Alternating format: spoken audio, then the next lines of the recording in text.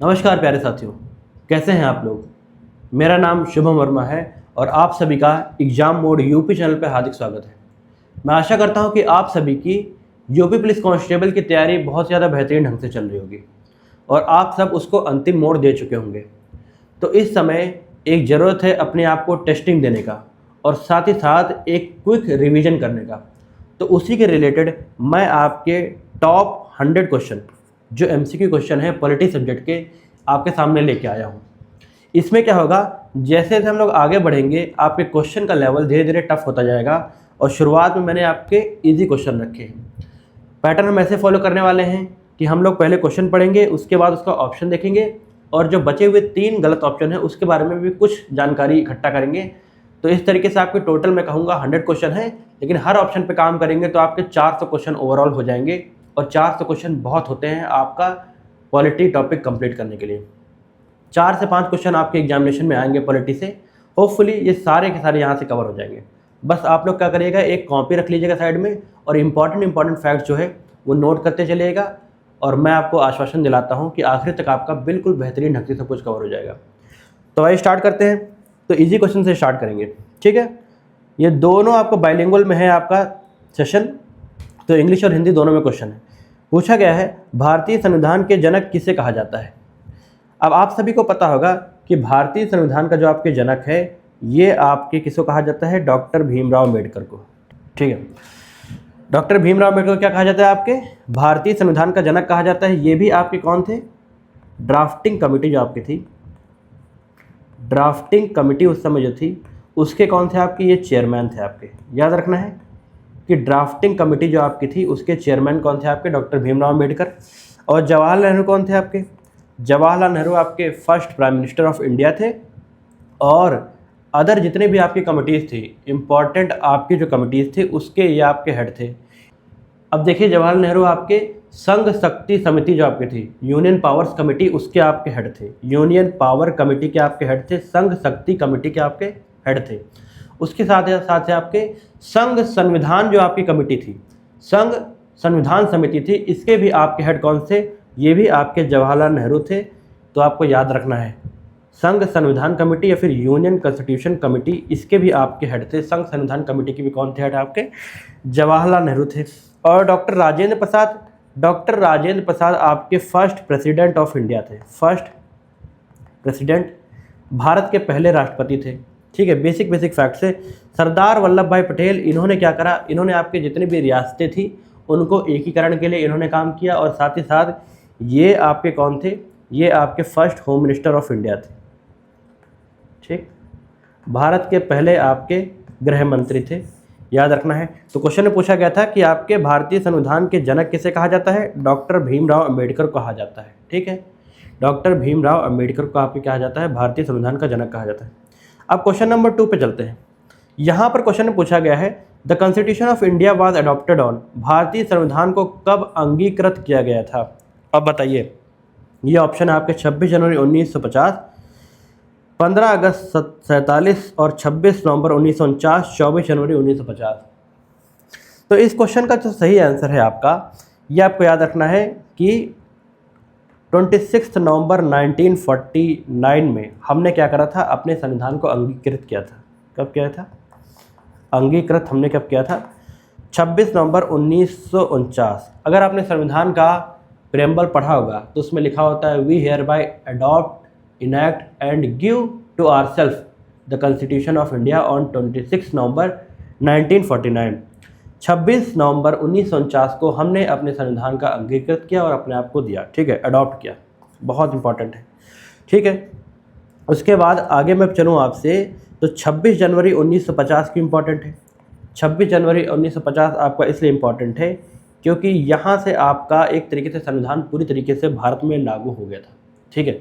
ये डेट इसलिए इम्पॉर्टेंट है क्योंकि यहाँ पर पूरी संविधान आपका पूरी तरीके से लागू हो गया था। याद रखना है आपको 26 जनवरी 1950 को, ठीक। तो उसी के रिलेटेड आपके अगला क्वेश्चन भी पूछा गया है। क्वेश्चन में पूछा गया है आपके कि भारतीय संविधान कब लागू हुआ था आपको। तो भारतीय संविधान 2 डेटें आपको बहुत याद रखनी है कि अंगीकृत कब किया गया था, अडॉप्ट कब किया गया था। इंग्लिश में भी याद कर लीजिए, अडॉप्ट भी लिख सकता है। अडॉप्ट कब किया गया था, 26 नवंबर 1949 और पूछा जाए कि भारतीय संविधान पूरे भारत में आपके कब लागू हुआ था, तो ये आपके हुआ था 26 जनवरी 1950 को। ठीक है, ये डेट बहुत इंपॉर्टेंट है, याद रखिएगा, 26 जनवरी 1950 को। तो इसी के दिन हमारा क्या हुआ था, 26 जनवरी 1950 को हम लोग रिपब्लिक बन गए थे। क्या बन गए थे? रिपब्लिक बन गए थे। रिपब्लिक का मतलब ये होता है गणराज्य, एक तरीके से गणतंत्र बन गए थे, जिसका मतलब होता है कि हमारा जो हेड ऑफ स्टेट होगा, हमारे जो देश का मुखिया होगा, वो जनता के द्वारा चुन के आएगा, ना कि वो राजा रजवाड़ा वाला सिस्टम हमने ख़त्म कर दिया था। हम लोग आपके क्या बन गए थे, एक तरीके से हम गणतंत्र बन गए थे। ठीक है, मतलब कि रिपब्लिक बन गए थे। इंपॉर्टेंट है ये फैक्ट, याद रखिएगा, रिपब्लिक। ठीक, तो अगले क्वेश्चन पे चलते हैं। अब इसमें यही डेट इंपॉर्टेंट थी, बाकी 26 नवंबर 1949 तो हमने देख ही लिया था, और 15 अगस्त 1947 का आपका देश आज़ाद हुआ था। ठीक है जी, और इस डेट का आप कोई जिक्र यहाँ पर ना करें। अगले क्वेश्चन पे चलते हैं। क्वेश्चन में पूछा गया है कि who was the chairman of drafting committee, प्रारूप समिति के अध्यक्ष आपके कौन थे, बताइए। ड्राफ्टिंग कमिटी के आपके जो हेड थे, ये आपके डॉक्टर भीमराव अंबेडकर थे। ठीक है, संविधान सभा के जो प्रारूप समिति थी उसके अध्यक्ष कौन थे आपके, अध्यक्ष थे आपके डॉक्टर भीमराव अंबेडकर। ठीक है जी, डॉक्टर भीमराव अंबेडकर क्या थे, आपके ड्राफ्टिंग कमेटी के आपके हेड थे। अच्छा जी, याद रखना है, बहुत इंपॉर्टेंट है, भीमराव अंबेडकर आपके ड्राफ्टिंग कमेटी के हेड थे।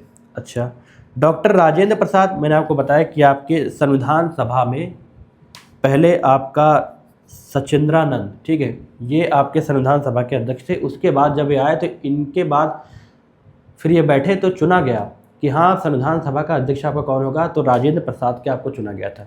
याद रखिएगा, राजेंद्र प्रसाद को तब चुना गया था। और जवाहरलाल नेहरू कौन कौन सी कमेटी के थे, ये मैंने आपको बता ही दिया। और BN राव आपके क्या थे, कॉन्स्टिट्यूशनल एडवाइज़र थे। कॉन्स्टिट्यूशनल एडवाइज़र मतलब कि आपके संविधान के सलाहकार थे, संविधान सभा के सलाहकार थे। कौन थे आपके, BN राव, याद रखिएगा। अगले क्वेश्चन पे चलते हैं। क्वेश्चन हमसे कहता है भारत को राज्यों का संघ किस अनुच्छेद में कहा गया है, बताइए। भारत को राज्यों का संघ कौन से अनुच्छेद में कहा गया है, आर्टिकल नंबर 1, 2, 3 और 4। अब ये चारों आर्टिकल आप यहाँ पर समझ लीजिए, बहुत ही बेहतरीन ढंग से समझ जाएंगे। अनुच्छेद 1 में कहा गया है कि भारत राज्यों का संघ है। ठीक है, यूनियन ऑफ इंडिया है, राज्यों का संघ है, या फिर मैं कहूँ यूनियन ऑफ स्टेट्स, सभी राज्यों का संघ है। ये किसमें लिखा है, आर्टिकल नंबर 1 में गिवन है। और आर्टिकल नंबर 2 में आपका क्या गिवन है, आर्टिकल नंबर 2 में बताइए क्या गिवन है। ये बात करता है कि मान के चलिए जो आपके भारत देश का हिस्सा जो आपके राज्य नहीं है, जैसे कि देश ने, जैसे नेपाल हो गया और म्यांमार, कल को अगर वो भारत का हिस्सा बनना चाहते हैं तो वो कौन से अनुच्छेद के तहत आपके बन सकते हैं, तो वो आपके अनुच्छेद नंबर 2 के तहत बन सकते हैं। याद रखिएगा, जो भारत का हिस्सा नहीं है, भारत का हिस्सा नहीं है, ठीक है। और अनुच्छेद नंबर 3 में गिवन है कि आपका संघ क्या कर सकता है कि आपके जो विभिन्न राज्य हैं, जैसे कि उत्तर प्रदेश है, फॉर एग्जांपल आपका पहले आंध्र प्रदेश था, आंध्र प्रदेश तोड़ के आपका तेलंगाना बनाया गया, तो राज्यों का एक तरीके से हम लोग विखंडन करके उसको विभिन्न राज्यों में कन्वर्ट कर सकते हैं। ये संविधान आपको ताकत देता है, किसको, संसद को। ये आपके आर्टिकल नंबर 3 में गिवन है। जैसे फॉर एग्जांपल इसका तेलंगाना इसी तरीके से बना था, ठीक है, तेलंगाना इसी तरीके से बना था। और इसमें कहा गया है कि इसके लिए आपका क्या करना पड़ता है, इसके लिए आपके संविधान में आपको संशोधन नहीं करना पड़ता है। याद रखिएगा कि इसके लिए संविधान में संशोधन नहीं करना पड़ता है, महज सिंपल मेजॉरिटी के साथ ये बिल लाया जाता है और पार्लियामेंट में पास हो जाता है। ठीक, अनुच्छेद नंबर 4 में गिवन है, अनुच्छेद नंबर 4 में कहा गया है कि जब ऊपर अनुच्छेद नंबर 2 और 3 के तहत आपके संघ के राज्यों में बदलाव होगा, तो उसका वर्णन आप अनुच्छेद नंबर 4 के तहत जितनी भी अनुसूचियां हैं उसमें चेंजमेंट हो जाएगा। जितनी भी अनुसूची है, अनुसूचियों में जो लिखा गया है, सब अनुसूचियों में उसके हिसाब से चेंजमेंट कर जाएगा। ये आपके आर्टिकल नंबर 4 में गिवन है। होपफुली आपको चारों समझ आ गए होंगे, ये इंपॉर्टेंट बहुत है, इसको याद रखिएगा। उसके बाद अगला जो क्वेश्चन कहता है एट प्रेजेंट, वर्तमान में संविधान में कितनी अनुसूची है, बताइए। 10, 11, 12 या फिर 13। How many schedules are there in the constitution. तो प्रेजेंट समय में आपके 12 अनुसूची हैं। कितनी है, 12 अनुसूची हैं, जिसमें 11वीं और 12वीं आपके लिए इंपॉर्टेंट है, जो बाद में ऐड करी गई, ठीक है, मतलब बिल्कुल लेटेस्ट है। 11वीं अनुसूची में आपका एक तरीके से पंचायत आया, ठीक। और 12वीं अनुसूची में आपकी म्यूनसिपैलिटी आया, म्यूनसिपैलिटी आया, याद रखिएगा। म्यूनसिपैलिटी और पंचायत 11वीं और 12वीं में आई।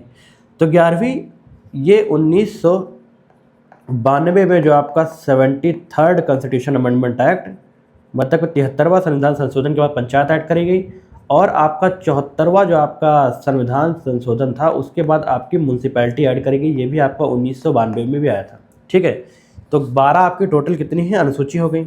अच्छा जी, ठीक है। तो शुरुआत में आपके कितने आपके जो पार्ट थे, मतलब सॉरी शेड्यूल थे अनुसूची, तो शुरुआत में आपके 8 अनुसूची थे, याद रखिएगा। उसके बाद 9वीं और 10वीं जोड़ेगी, 11वीं 12वीं। 9वीं में आपके क्या लिखा गया है बता देता हूँ अब जल्दी से। 9वीं में वो लिखा गया है कि कोई भी आपका कानून जो संसद द्वारा 9वीं अनुसूची में डाल दिया गया है तो उसका न्यायिक पूर्वावलोकन नहीं हो सकता है, ये 9वीं अनुसूची में लिखा है। 10वीं अनुसूची में दल बदल कानून के बारे में बताया गया है, ठीक, ये याद रखना है। और 11वीं 12वीं मैंने आपको बता दिया। अब आगे चलते हैं, क्वेश्चन इंपॉर्टेंट है, वर्तमान में कितने मौलिक अधिकार आपके पास उपलब्ध हैं। तो वर्तमान में जो आपके पास मौलिक अधिकार उपलब्ध है वो है 6, ठीक, 6 मौलिक अधिकार आपके पास उपलब्ध हैं। अब इसमें जानने के लिए आपको ज़रूरी है कि जो शुरुआत में आपका संविधान था उसमें आपके 7 क्या थे आपके मौलिक अधिकार आपको प्राप्त थे, जिसमें 7वां था आपका राइट टू प्रॉपर्टी,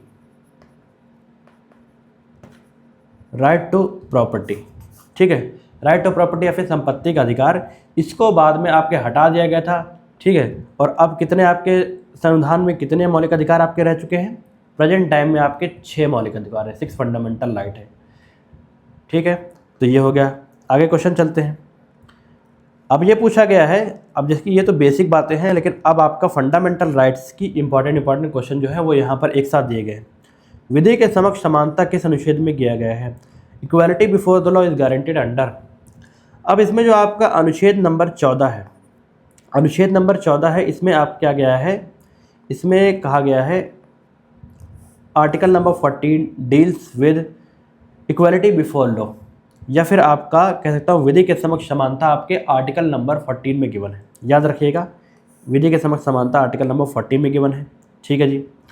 तो आर्टिकल नंबर 12 क्या कहता है, आर्टिकल नंबर जो 12 है आपका ये स्टेट की डेफिनेशन बताता है, मतलब राज्य की एक तरीके से परिभाषा बताता है। क्या बताता है, परिभाषा बताता है, ठीक है। राज्य की परिभाषा अनुच्छेद नंबर 12 में हमारे दिया गया है। तो आर्टिकल नंबर 12 हो गया। आर्टिकल नंबर 14 आपको क्या बताता है, विधि के समक्ष समानता, इक्वालिटी बिफोर लॉ या फिर रूल ऑफ लॉ की बात करता है। चलिए आर्टिकल नंबर 15 क्या करता है ये बताइए। आर्टिकल नंबर 15 अनुच्छेद नंबर 15 के बारे में कमेंट सेक्शन में बताइए। अगला क्वेश्चन हम बात करते हैं, भेदभाव के निषेध आपका कौन सा आर्टिकल बताता है। अब देखिए जो अनुच्छेद नंबर 15 है आपका, जो ऊपर मैंने दिया गया था, अनुच्छेद नंबर 15 आपका भेदभाव को निषेध की बात करता है, भेदभाव का निषेध की बात करता है, ठीक है, याद रखिएगा। भेदभाव के निषेध के बारे में बात करता है अनुच्छेद नंबर आपका 15। 14 के बारे में मैंने ऊपर बता ही दिया। आर्टिकल नंबर 16 एक तरीके से कह सकता है इक्वलिटी ऑफ अपॉर्चुनिटी, मतलब कि आपको एक तरीके से अपॉर्चुनिटी का बराबर अधिकार होगा। इसी के थ्रू आपका रिजर्वेशन का कॉन्सेप्ट आया है। किसका, रिजर्वेशन जो आपको दिया जाता है SC और ST OBC का, किसमें आपके जॉब्स में दिया जाता है या फिर एजुकेशन इंस्टीट्यूशन में एडमिशन लेने के लिए, स्कूलों में एडमिशन लेने के लिए, तो ये आपका अनुच्छेद नंबर 16 में गिवन है। और 17 नंबर आर्टिकल के बारे में मैंने क्वेश्चन बनाया है जो नीचे गिवन है। अनटचेबिलिटी इज अबॉलिश्ड अंडर, अस्पृश्यता का उन्मूलन किस अनुच्छेद से किया गया है बताइए। अनुच्छेद नंबर 17 में गिवन है कि आपका किसी भी रूप में अस्पृश्यता भारत में अलाउड नहीं है। Untouchability in any form is abandoned in India, is band in India, ठीक है। मतलब कि भारत में किसी भी तरीके से छुआछूत आपके किसी भी रूप में स्वीकार नहीं करी जाएगी। ये किस में लिखा है आपके अनुच्छेद नंबर 17 में गिवन है, बहुत इंपॉर्टेंट है, पूछा जाता है, ठीक है जी। आर्टिकल नंबर 18 फिर क्या कहता है, ये आपका एबॉलिशन ऑफ टाइटल के बारे में बात करता है। किसका, एबॉलिशन ऑफ टाइटल, या फिर जैसा कि क्वेश्चन नीचे गिवन है कि आपका उपाधियों के उन्मूलन किस अनुच्छेद में गिवन है। तो याद रखना है कि उन उपाधियों का उन्मूलन आपके अनुच्छेद नंबर 18 में गिवन है। किस में गिवन है, अनुच्छेद नंबर 18 में गिवन है। इसमें कौन कौन से उपाधियों का मतलब क्या होता है, उपाधियों का मतलब होता है कि जो टाइटल, जैसे कि राय साहब, ठीक है, ठाकुर और एक तरीके से लंबरदार, ये टाइटल जो पहले हुआ करते थे कभी, ये अंग्रेज के काल में, तो ऐसे किसी भी टाइटल को आप इस्तेमाल अपने नाम के पीछे फॉर्मली नहीं कर सकते, ठीक है, फॉर्मली आप नहीं कर सकते, ये भारत में अलाउड नहीं है। इसी के साथ साथ है कि किसी विदेशी देश से अगर आपको टाइटल मिल रहा हो, कोई उपाधि मिल रही है, तो बिना राष्ट्रपति की मंजूरी के आप लोग उसे नहीं ले सकते हैं, ये पता होना चाहिए। लेकिन कुछ टाइटल ऐसे हैं जिस पे भारत सरकार ने छूट दे रखी है कि उस टाइटल का इस्तेमाल आप अपने नाम के पीछे लग सकते हैं। जैसे कि अगर आपने डॉक्टरेट की डिग्री ले रखी है, पीएचडी करी है, तो अगर आपने डॉक्टरेट की डिग्री ली है तो आप अपने पीछे डॉक्टर लगा सकते हैं, जैसे कि डॉक्टर शुभम वर्मा, ठीक है जी। ऐसे ही अगर आपने मिलिट्री में सर्विंग करी है, आर्मी में आप रहें, तो जो आर्मी के द्वारा आपको रैंक दी जाती है, उस रैंक का आप अपने पीछे इस्तेमाल कर सकते हैं नाम का। जैसे कि मैं कह सकता हूँ जनरल बिपिन नरावणे, ठीक है। और उसी के साथ साथ ही जैसे कि सूबेदार मेजर साधुशरण वर्मा, ठीक है, मेरे पिताजी का नाम है सूबेदार मेजर साधुशरण वर्मा, उन्होंने आर्मी में सर्व किया था, तो आगे अपना नाम लगा सकते हैं। अच्छा, उसी के साथ मैं आपको बता दूं, जैसे कि आपके भारत रत्न अवार्डी हैं, जितने भी भारत रत्न से सम्मानित आपके खिलाड़ी हैं, या फिर साथ ही साथ आपके कोई भी हो व्यक्ति हो, तो ये अपने नाम के पीछे ये लगा सकते हैं। जैसे भारत रत्न सचिन तेंदुलकर, ठीक है, ये लगा सकते हैं, तो ये अलाउड है। तो ये टाइटल के बारे में बता दिया, उपाधियों के बारे में क्वेश्चन बहुत बेहतरीन ढंग से हमने समझ लिया। अब अगला क्वेश्चन कहता है वाक एवं अभिव्यक्ति की स्वतंत्रता किस अनुच्छेद में दी गई है। ये किस में गिवन है आपको? Freedom of speech and expression, ये आर्टिकल नंबर 19 या फिर अनुच्छेद नंबर 19 में गिवन है। अनुच्छेद नंबर 19 के तहत आपको बोलने की आज़ादी, लिख कर आपको किसी भी तरीके से अपनी अभिव्यक्ति की आज़ादी का आपको अधिकार है।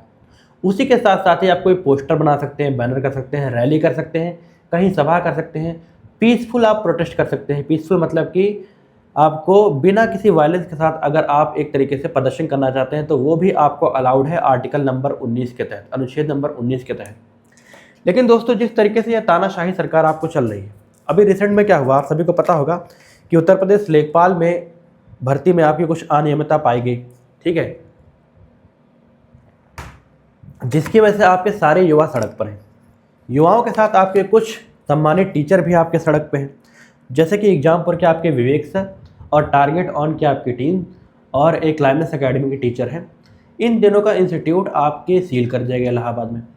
अब ये एक तरीके से अभिव्यक्ति की आज़ादी जो है उस पर पूरी तरीके से लगाम लगाने की ये तानाशाही सरकार कर रही है, जो पूर्ण एक तरीके से गलत है, ठीक है। तो इस पर मिल के सभी को आवाज़ उठानी पड़ेगी। अगर सुप्रीम कोर्ट आपके टीचर चले जाते हैं तो किस तर्ज पे आपकी ये कोचिंग बैन करी गई है, तो ये सरकार को जवाब देना पड़ेगा, क्योंकि ये उनकी अभिव्यक्ति की आज़ादी है कि वो जो गलत हुआ है उस पर प्रदर्शन कर सके, ठीक है। उसके नाम पे आप उस पर कोई भी अंग्रेजी कानून एक तरीके से रॉलेट एक्ट की तरह, जैसे कि उसमें आपके सारे जितने भी आपके संस्थान थे बंद करे जा रहे थे, सेम इसी तरीके से ये तानाशाही सरकार कर रही है।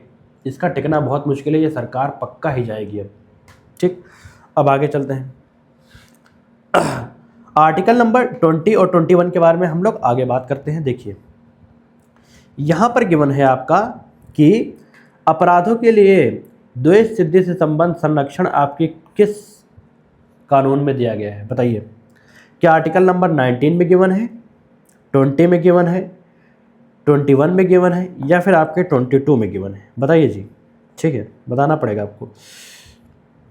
तो इसमें आपको याद रखना है, देखिए इस तरीके से मैं आपके सारे आर्टिकल भी कवर करा दूंगा आज अच्छे तरीके से। तो इसमें याद रखना है आपको कि जो आपका अपराधों के लिए द्वेष सिद्धि संबंध के संरक्षण के लिए आपको कानून है, ये आपके अनुच्छेद नंबर 20 में गिवन है। इसमें क्या गिवन है? इसमें के मतलब गिवन है कि आप अपने हिसाब से अगर आपको किसी भी चीज़ में आप द्वेष के लिए अगर आपको कहा गया है, करार किया गया है, तो आप अपने मनपसंद का वकील कर सकते हैं, ताकि आप अपने हिसाब से एविडेंस आप कोर्ट में रख सकें। ये आपको आज़ादी अनुच्छेद नंबर 20 देता है, ठीक है। उसी के साथ साथ ही अपने खिलाफ, खुद के खिलाफ आपको खुद गवाही देने के लिए सरकार या फिर पुलिस मजबूर नहीं कर सकती है। ये भी चीज़ आपके आर्टिकल नंबर 20 में गिवन है। तो ये इंपॉर्टेंट है। 19 के बारे में हमने बात कर लिया और 21 और 22 के बारे में आगे बात करेंगे।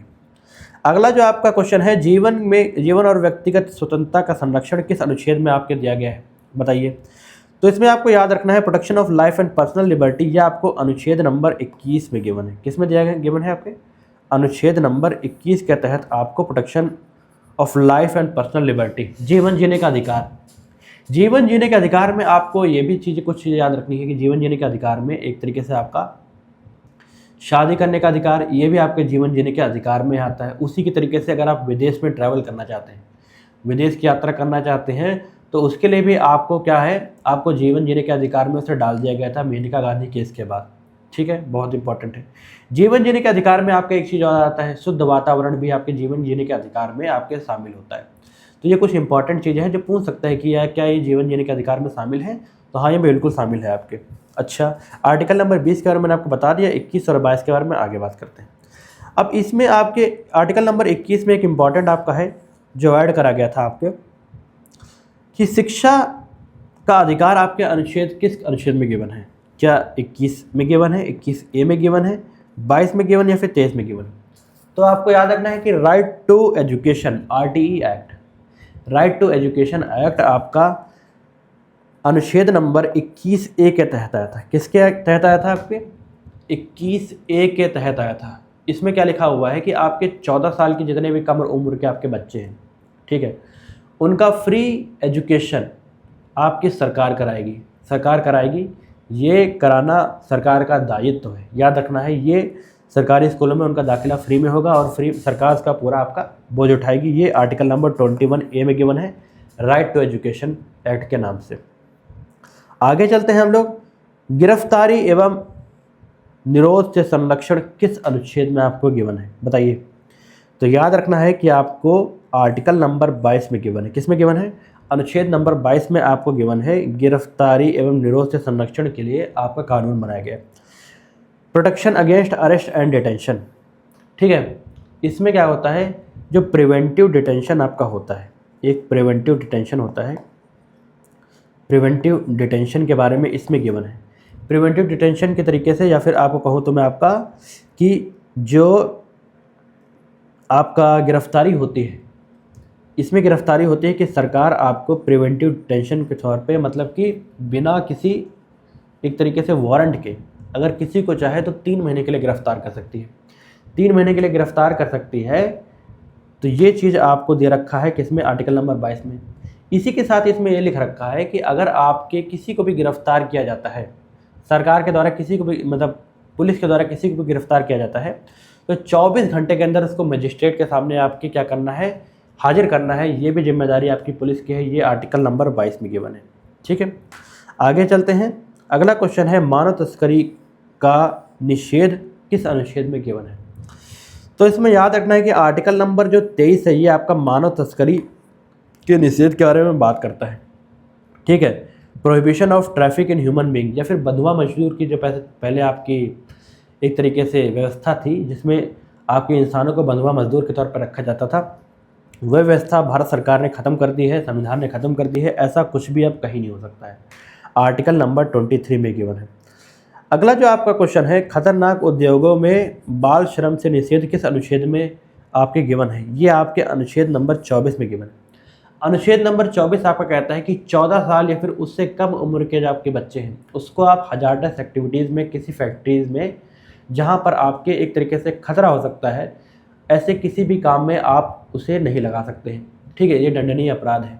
इसमें एक चीज़ और आता है कि 14 साल के अगर कम बच्चे हैं, अगर वो चाहें तो अपने माता पिता की किसी व्यवसाय में मदद कर सकते हैं। वो 4 घंटे या फिर पढ़ने के बाद वो 4 घंटे एक्स्ट्रा अगर वो देना चाहते हैं काम, तो वो कर सकते हैं। अच्छा, इंटरटेनमेंट इंडस्ट्री, साथ ही साथ स्पोर्ट्स की जो आपकी एक्टिविटीज़ हैं, जैसे कि वैभव सूर्यवंशी है, आपके क्रिकेट के खिलाड़ी हैं, वो 14 साल के, वो IPL में खेल रहे हैं, तो क्या वो बाल मजदूरी में शामिल होगा? तो बाल मजदूरी में आपका शामिल नहीं होगा, क्योंकि इस पर आपने सरकार ने छूट दे रखी है, क्योंकि वो एक तरीके से अपना इसको एज अ करियर चूज कर रहे हैं। ठीक है, इसमें किसी तरीके से बाल मजदूरी नहीं कराई जा रही है। तो ये आपको याद रखना जरूरी है आर्टिकल नंबर 24 में। अगला है आपका जो क्वेश्चन बहुत इंपॉर्टेंट है, ये धर्म की स्वतंत्रता आपको किस अनुच्छेद में आपको दी गई है? ये बताइए। तो धर्म की स्वतंत्रता जो है आपका अनुच्छेद नंबर 25 में गिवन है। किसमें? आपके अनुच्छेद नंबर 25 में गिवन है। याद रखिए, right to religion, freedom of religion. धर्म एक तरीके से अपना आप कैसे जीना चाहते हैं, कैसे धर्म का अपनाना चाहते हैं, धर्म को कैसे आप एक तरीके से अपने जीवन में या फिर लोगों को उसका प्रचार प्रसार करना चाहते हैं, ये सबकी आज़ादी आपको आर्टिकल नंबर 25 से गिवन है। ठीक है जी। अब ये हो गया मोस्ट इंपॉर्टेंट क्वेश्चन। अब पूछा गया है, संविधान की आत्मा और हृदय आपके किस अनुच्छेद को कहा जाता है? तो संविधान की आत्मा और हृदय जो आपको कहा जाता है, ये आपके आर्टिकल नंबर 32 को कहा जाता है। किसको कहा जाता है? आर्टिकल नंबर 32 को कहा जाता है soul and heart of the constitution, या फिर संविधान की आत्मा और हृदय। क्यों? क्योंकि इसके तहत अगर आपके मौलिक अधिकारों का हनन हो रहा है तो आप लोग सीधे सुप्रीम कोर्ट जा सकते हैं। ठीक है, सीधे सुप्रीम कोर्ट जाने का आपको अधिकार है, इसीलिए इसे मौलिक अधिकारों की आत्मा और हृदय कहा गया है। याद रखना है, बहुत इंपॉर्टेंट है आपका।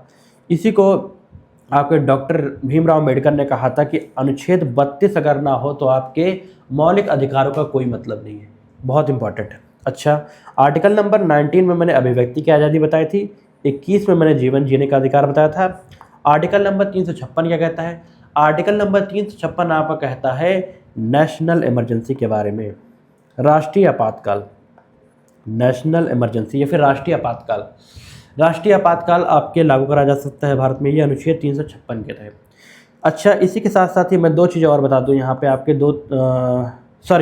आर्टिकल नंबर जो आपका 356 है, ये राष्ट्रीय आपातकाल की बात नहीं करता है, मुझे माफ़ करिए, ये आपके प्रेसिडेंट रूल के बारे में बात करता है।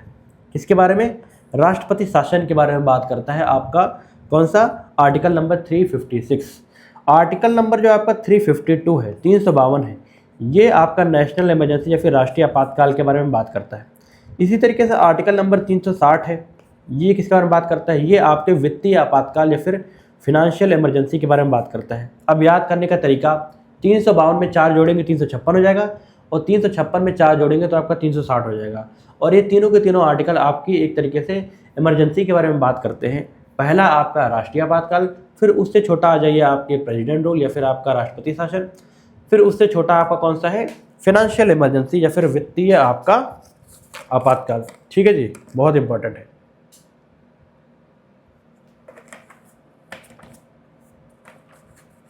हो गया जी, अब आगे चलते हैं। एक सेकंड में बैटरी चेक कर लूँ कितनी है इसमें, 16%। अच्छा जी, अगला क्वेश्चन है कि मौलिक कर्तव्य किस संशोधन द्वारा आपके संविधान में जोड़े गए? तो आपको याद रखना है कि 42वें संविधान संशोधन के बाद, ठीक है, 42वें संविधान संशोधन के बाद 1976 में जो आपका हुआ था, इसके द्वारा आपके मौलिक कर्तव्य को आपके भारत के संविधान में जोड़ा गया। कौन से अनुच्छेद में? अनुच्छेद नंबर 51A में। 51वें ए में आपको जोड़ा गया है। किसको? 42वें संविधान संशोधन को। कौन सी कमेटी की सिफारिश के बाद पूछता है? तो स्वर्ण सिंह कमेटी, लिख लीजिए, बहुत इंपॉर्टेंट है। स्वर्ण सिंह कमेटी की आपकी एक रिपोर्ट आई थी। स्वर्ण सिंह कमेटी रिपोर्ट के बाद ही उन्होंने जो आपका जो उस रिपोर्ट में कुछ सलाहें दी थी, उस सलाह को लेकर आपके भारत सरकार ने क्या लाया? आपके मौलिक कर्तव्य को भारत के संविधान में जोड़ा, आर्टिकल नंबर 51A में। ठीक, बहुत इंपॉर्टेंट है। और ये बाकी जो इंपॉर्टेंट आर्टिकल है इसके बारे में मैंने आगे क्वेश्चन दे रखा है, इसलिए मैं यहाँ पर वो डिस्कस नहीं करूँगा। अगला है कि मौलिक कर्तव्य किस में वर्णित है? कौन से अनुच्छेद में वर्णित है? तो ये सीधे आपका किस में गिवन है? आर्टिकल नंबर 51A में गिवन है। ठीक है जी, 51A में गिवन है। अच्छा, तो यहाँ पर ये हो गया। तो अगर मैं आपसे पूछूं कि आर्टिकल नंबर 51 में क्या गिवन है, आर्टिकल नंबर 51 में आप क्या गिवन है ये बताइए। आर्टिकल नंबर 51 में आपकी गिवन है कि कोई भी इंटरनेशनल आपकी ट्रीटी है, कोई भी आपकी इंटरनेशनल ट्रीटी है, अगर उसको भारत में लागू करना है, पूरे भारत में लागू कर सकते हैं भारत सरकार, आर्टिकल नंबर 51 के तहत। ठीक है, ये चीज़ बहुत इंपॉर्टेंट है। अच्छा जी, उसके बाद अब आगे जो आपके 52 से आर्टिकल है, अनुच्छेद है, ये राष्ट्रपति के बारे में बात करते हैं, तो इसको आगे हम लोग डिस्कस करते हैं। हो गया जी, ठीक है। अच्छा, इसमें एक बात याद रखना है कि आपको जो मौलिक कर्तव्य है, अगर उसको पूछा जाए कि मौलिक कर्तव्य क्या भारत सरकार आपके जो नागरिकों के ऊपर एक तरीके से पूर्ण, कह सकता हूँ कि मैं कंपलसरी तरीके से लागू कर सकता है क्या, कि कंपलसरी है कि हमारे जो भारत में आपके फंडामेंटल ड्यूटीज़ दे रखी हैं उसको मानना जरूरी है? तो ऐसा नहीं है। फंडामेंटल ड्यूटीज़ एक तरीके से आपसे अपेक्षा करी जाती है सरकार के द्वारा कि आप लोग अपने कर्तव्य को, देश के प्रति कुछ कर्तव्य को क्या करेंगे, आप लोग उसका पालन करेंगे। ये चीज़ आपको ध्यान रखना है। ठीक है, बाध्यकारी नहीं है ये सब कुछ। अगला क्वेश्चन है कि भारत का संवैधानिक प्रमुख आपका कौन होता है?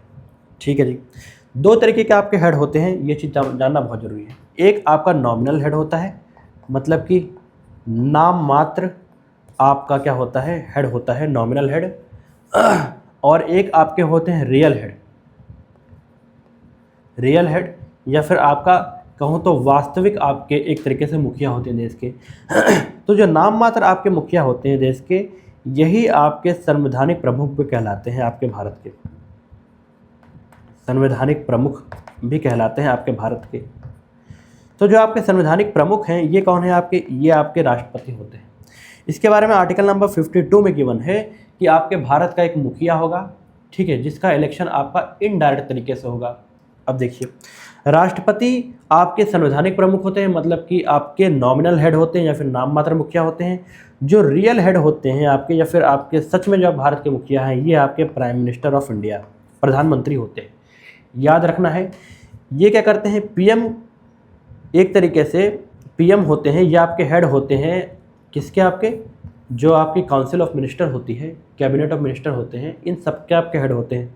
और जो भी इनके द्वारा फैसला अगर लिया जाता है, जब तक उसको राष्ट्रपति की मंजूरी नहीं मिलेगी तो वो भी आपका एक तरीके से लागू नहीं हो सकता है। पार्लियामेंट के द्वारा जो भी आपका कानून बनाया जाता है, जब तक उसको राष्ट्रपति के सिग्नेचर उस पर नहीं होंगे तब तक वो आपका कानून लागू नहीं हो सकता है भारत में। तो याद रखना है कि आपके संवैधानिक प्रमुख इसीलिए आपके कहे जाते हैं, क्योंकि इनके बिना संविधान की कोई भी चीज़, संविधान में अगर संशोधन करना चाहते हैं, जब तक ये सिग्नेचर नहीं करेंगे तब तक वो लागू नहीं होगी। तो वो संवैधानिक प्रमुख होते हैं, जिसका आपका इलेक्शन इनडायरेक्ट तरीके से होता है, जिसके बारे में आगे डिस्कस करेंगे हम लोग, ठीक। तो ये हो गया आपका, और बाकी इन सब लोगों से कोई लेन देन आपका नहीं है। अब पूछा गया है कि the president of India is elected by, जो आपके भारत के राष्ट्रपति का चुनाव किसके द्वारा आपका होता है। तो याद रखना है कि भारत के राष्ट्रपति के चुनाव आपका ना ही लोकसभा ना ही राज्यसभा, एक इलेक्टोरल कॉलेज या फिर निर्वाचक मंडल के थ्रू आपका इसका इलेक्शन होता है। एक निर्वाचक मंडल होता है जिसके थ्रू आपके राष्ट्रपति का क्या होता है, चुनाव होता है। उस निर्वाचक मंडल में कौन कौन शामिल होता है ये जानना जरूरी है। लोकसभा के आपके सभी मेंबर, राज्यसभा के आपके मेंबर, ठीक है, ये आपके शामिल होते हैं, याद रखिएगा। और उसी के साथ साथ ही प्लस आपके लेजिस्लेटिव असेंबली या फिर मैं कह सकता हूँ आपके विधायिका जो होती हैं विभिन्न राज्यों के, इसके आपके क्या होते हैं, इसके आपके हेड जो वो विधायक होते हैं, ये इलेक्शन में आपके पार्टिसिपेट करेंगे। अच्छा, लोकसभा के जो आपके होंगे या फिर राज्यसभा के होंगे, जितने भी आपके इलेक्टेड मेंबर होते हैं, इलेक्टेड मेंबर मतलब कि जो चुन के आपके जनता के द्वारा चुन के आपके आए जाते हैं, वही इस इलेक्शन में पार्टिसिपेट कर सकते हैं। नॉमिनेटेड मेंबर या फिर जिसका जो आपका एक तरीके से नामांकन के थ्रू या फिर कह सकते हैं कि विभिन्न बैकग्राउंड के थ्रू जो डायरेक्टली आपका बिना चुने हुए आपके आते हैं सांसद, वो सांसद आपके राष्ट्रपति के चुनाव में पार्टिसिपेट नहीं करते हैं। याद रखिएगा, लोकसभा के मेंबर और राज्यसभा के मेंबर और लेजिस्लेटिव असेंबली या फिर विधानसभा के सदस्य आपके पार्टिसिपेट करते हैं राष्ट्रपति के चुनाव में। पूछा जाए क्या विधान परिषद के मेंबर भी पार्टिसिपेट करते हैं, तो विधान परिषद के मेंबर आपके राष्ट्रपति के चुनाव में पार्टिसिपेट नहीं करते हैं, ये चीज़ याद रखिएगा, ठीक है, बहुत इंपॉर्टेंट है। उसी के साथ साथ आपके दिल्ली पौंडुचेरी जो आपकी केंद्र शासित प्रदेश है, जहाँ पर एक तरीके से आपकी विधायिका है या फिर विधानसभा है, उसके जो आपके विधायक होते हैं ये भी पार्टिसिपेट करते हैं, ठीक है। दिल्ली प्लस में पौंडुचेरी बहुत इंपॉर्टेंट है, कई बार पूछा जाता है। एक निर्वाचक मंडल के थ्रू आपका चुनाव होता है, लोकसभा या राज्यसभा टिक करके मत आ जाना। अच्छा जी, मिनिमम एज आपकी होती है राष्ट्रपति बनने के लिए, वो क्या होती है बताइए। राष्ट्रपति बनने के लिए मिनिमम एज चाहिए, वो चाहिए आपके 35 साल। कितनी चाहिए? 35 साल। राष्ट्रपति बनने के लिए मिनिमम एज चाहिए, वो चाहिए 35 साल। यही जान लीजिए कि आपका एक तरीके से 25 साल चाहिए, मिनिमम एज 25 साल चाहिए आपको क्या बनने के लिए, सांसद या फिर विधायक बनने के लिए। सांसद या फिर विधायक बनने के लिए याद कर लीजिए, नोट कर लीजिए, बहुत इंपॉर्टेंट है, ठीक है जी। सांसद विधायक हो गया। उसके बाद अब मैं बात करता हूँ आपसे 21 साल लिख लीजिए। 21 साल आपको मिनिमम क्या चाहिए, आपको ये एज कब होनी चाहिए, 21 साल मिनिमम एज आपको होनी चाहिए अगर आपको प्रधानी का चुनाव, ठीक है, या फिर म्यूनसिपैलिटी में आपके मेंबर का चुनाव आपको लड़ना है, तो आपकी मिनिमम एज होनी चाहिए, कितनी होनी चाहिए, 21 साल। यहाँ मैं लिख देता हूँ सीधे पंचायत के बारे में, मतलब ऐसे ही लिखिएगा तो आप लोग, पंचायत का कौन, प्रधान। अच्छा जी, हो गया। 18 साल आपको कितनी चाहिए उम्र, कहाँ चाहिए, 18 साल मिनिमम एज चाहिए आपको वोटिंग करने का अधिकार। किसको? वोटिंग या फिर आपको वोट डालने का मिनिमम एज कितनी है? 18 साल। हो गया, चारों चीज़ें पूछी जाती हैं, चारों इंपॉर्टेंट है, मैंने बता दिया। मिनिमम एज 35 साल हो गया। ठीक है, अगले क्वेश्चन पे चलते हैं। अगला क्वेश्चन हमारा कहता है, 26वां क्वेश्चन है, who administers oath of the president. आपके एक तरीके से मैं कहूँ कि राष्ट्रपति को शपथ आपको कौन दिलाता है, बताइए। तो जो आपके राष्ट्रपति को शपथ दिलाते हैं, ये ना ही आपके प्रधानमंत्री, ना ही उपराष्ट्रपति और ना ही महान्यायवादी। आपके चीफ जस्टिस ऑफ इंडिया या फिर भारत के मुख्य न्यायाधीश जो होते हैं, ये आपके राष्ट्रपति को क्या करेंगे? शपथ दिलाएंगे। बहुत इंपॉर्टेंट है, याद रख लीजिए। भारत के राष्ट्रपति को शपथ भारत के मुख्य न्यायाधीश दिलाते हैं। अगर भारत के मुख्य न्यायाधीश किसी कारणवश नहीं प्रेजेंट है वहाँ पे, तो आपके जो सीनियर मोस्ट जज होंगे, उसके बाद जो आपके उम्र में जो सबसे ज़्यादा या फिर उम्र में या फिर तजुर्बे में सबसे ज़्यादा आपके बड़े जज होंगे, वो आपके राष्ट्रपति क्या कराएंगे? राष्ट्रपति के आपका ओथ दिलाएंगे या फिर शपथ दिलाएंगे। ठीक है, बहुत इंपॉर्टेंट है। और बाकी उसके बाद जो राष्ट्रपति चुनते हैं, राष्ट्रपति आपको बाकी लोग के शपथ दिलाते हैं, जैसे कि आपके प्राइम मिनिस्टर, प्रधानमंत्री को, इन सबको शपथ दिलाने का काम आपके किसका है? प्रधानमंत्री का है, राष्ट्रपति का है। ठीक है, इंपॉर्टेंट है। और अगला का देखते हैं हम लोग क्वेश्चन। अब यहाँ पर अटॉर्नी जनरल लिख रखा है, महान्यायवादी, तो याद कर लीजिए किसका? अनुच्छेद नंबर 76 में गिवन है महान्यायवादी के बारे में। ये आपके भारत सरकार के वकील होते हैं। एक तरीके से भारत सरकार के खिलाफ कोई भी आपका मुकदमा आपका करा जाता है तो वो लड़ा जाता है आपके भारत के महान्यायवादी द्वारा। ठीक है, भारत के महान्यायवादी को आपके संसद में बैठने का अधिकार है। संसद के जो आपकी डिस्कशन हो रही है, आपके जो डिबेट्स होती हैं, उसमें पार्टिसिपेट ये कर सकते हैं। एक शर्त है कि ये लोग उसमें वोट नहीं कर सकते हैं, महान्यायवादी आपके वोट नहीं कर सकते हैं। ठीक, इंपॉर्टेंट है। और इम्पॉर्टेंट ये है, महान्यायवादी, एक बात और बता दूं, महान्यायवादी इसलिए इम्पॉर्टेंट है कि अगर किसी कमेटी में अगर उनके स्पीकर अगर चाहें, लोकसभा के स्पीकर या फिर राज्यसभा के आपके चेयरमैन अगर चाहें, तो महान्यायवादी को किसी भी आपके एक कमेटी का मेंबर बना सकते हैं। कोई भी कमेटी अगर वो चाहें तो उस कमेटी का मेंबर बना सकते हैं। वहाँ पर भी एक शर्त होगी कि उस कमेटी में आपके ये वोट नहीं डाल सकते हैं। बस यही महान्यायवादी के बारे में यही जानना आपके लिए बहुत इंपॉर्टेंट था। राष्ट्रपति का कार्यकाल कितने वर्ष का होता है, ये पूछा गया है। बताइए, राष्ट्रपति का कार्यकाल वैसे तो 5 ईयर्स का होता है, 5 साल का होता है। कब से? जिस दिन इलेक्शन के रिजल्ट आएंगे वो अपने ऑफिस में जाएंगे। The date on which he enters in his office, जिस डेट से वो अपने ऑफिस में एंटर होंगे, उस डेट से लेके 5 साल तक लगातार वो राष्ट्रपति आपके बने रहेंगे। तो ये कार्यकाल समझने का तरीका होता है। पूछ सकता है आपसे कि डायरेक्ट इलेक्शन वाले दिन नहीं, जिस दिन से वो अपने ऑफिस में घुसते हैं उस दिन से माना जाता है। आगे पूछा गया है कि प्रधानमंत्री की नियुक्ति आप पे कौन करता है। तो प्रधानमंत्री की जो आपकी नियुक्ति होती है, ये आपके करता है राष्ट्रपति। राष्ट्रपति द्वारा आपके प्रधानमंत्री की नियुक्ति करी जाती है। अब देखिए, आपका जो चुनाव होता है वो चुनाव आपके सांसदों का होता है। सारे सांसद में से जो आपकी मेजॉरिटी पार्टी होती है वो मिल के आपके उसके मुखिया को चुन लेती है, प्रेसिडेंट को चुन लेती है। और जब एक तरीके से आपके राष्ट्रपति संतुष्ट हो जाते हैं कि हाँ, उस पार्टी की आपकी मेजॉरिटी या फिर बहुमत संसद में प्रेजेंट है, तो उस पार्टी के जो मुखिया होते हैं, अगर पार्टी चाहे तो उस मुखिया को राष्ट्रपति अपने हिसाब से क्या करेंगे? प्रधानमंत्री नियुक्त कर देते हैं। बहुत इंपॉर्टेंट है, याद रखिएगा। ठीक है जी। अब यहाँ पे भारत में वास्तविक कार्यपालिका शक्ति आपके किसके पास है, ये पूछा गया है। रियल एग्जीक्यूटिव पावर किसके पास है? रियल एग्जीक्यूटिव पावर है, ये किसके पास है, बताइए। भारत में वास्तविक कार्यपालिका की शक्ति किसके पास है? क्या वो आपके राष्ट्रपति के पास है? नहीं जी, राष्ट्रपति के पास आपके रियल पावर नहीं है, रियल एग्जीक्यूटिव की पावर आपके नहीं है। याद रखिएगा, ये राष्ट्रपति के पास नहीं है। गवर्नर तो आपके एक तरीके से विधायिका के होते हैं, तो इनका कुछ लेना देना है ही नहीं यहाँ से। Prime minister and council of minister और पार्लियामेंट में आपको कंफ्यूज होना है। तो देखिए, आपके एक तरीके से मैं कहूँ, एग्जीक्यूटिव बॉडी जो आपकी होती है, ठीक है, एग्जीक्यूटिव बॉडी होती है, फिर वास्तविक कार्यपालिका होती है आपकी, ये होती है प्राइम मिनिस्टर और आपके प्रधानमंत्री और एवं मंत्रिपरिषद, ये आपकी कौन सी होती है? एग्जीक्यूटिव बॉडी होती है।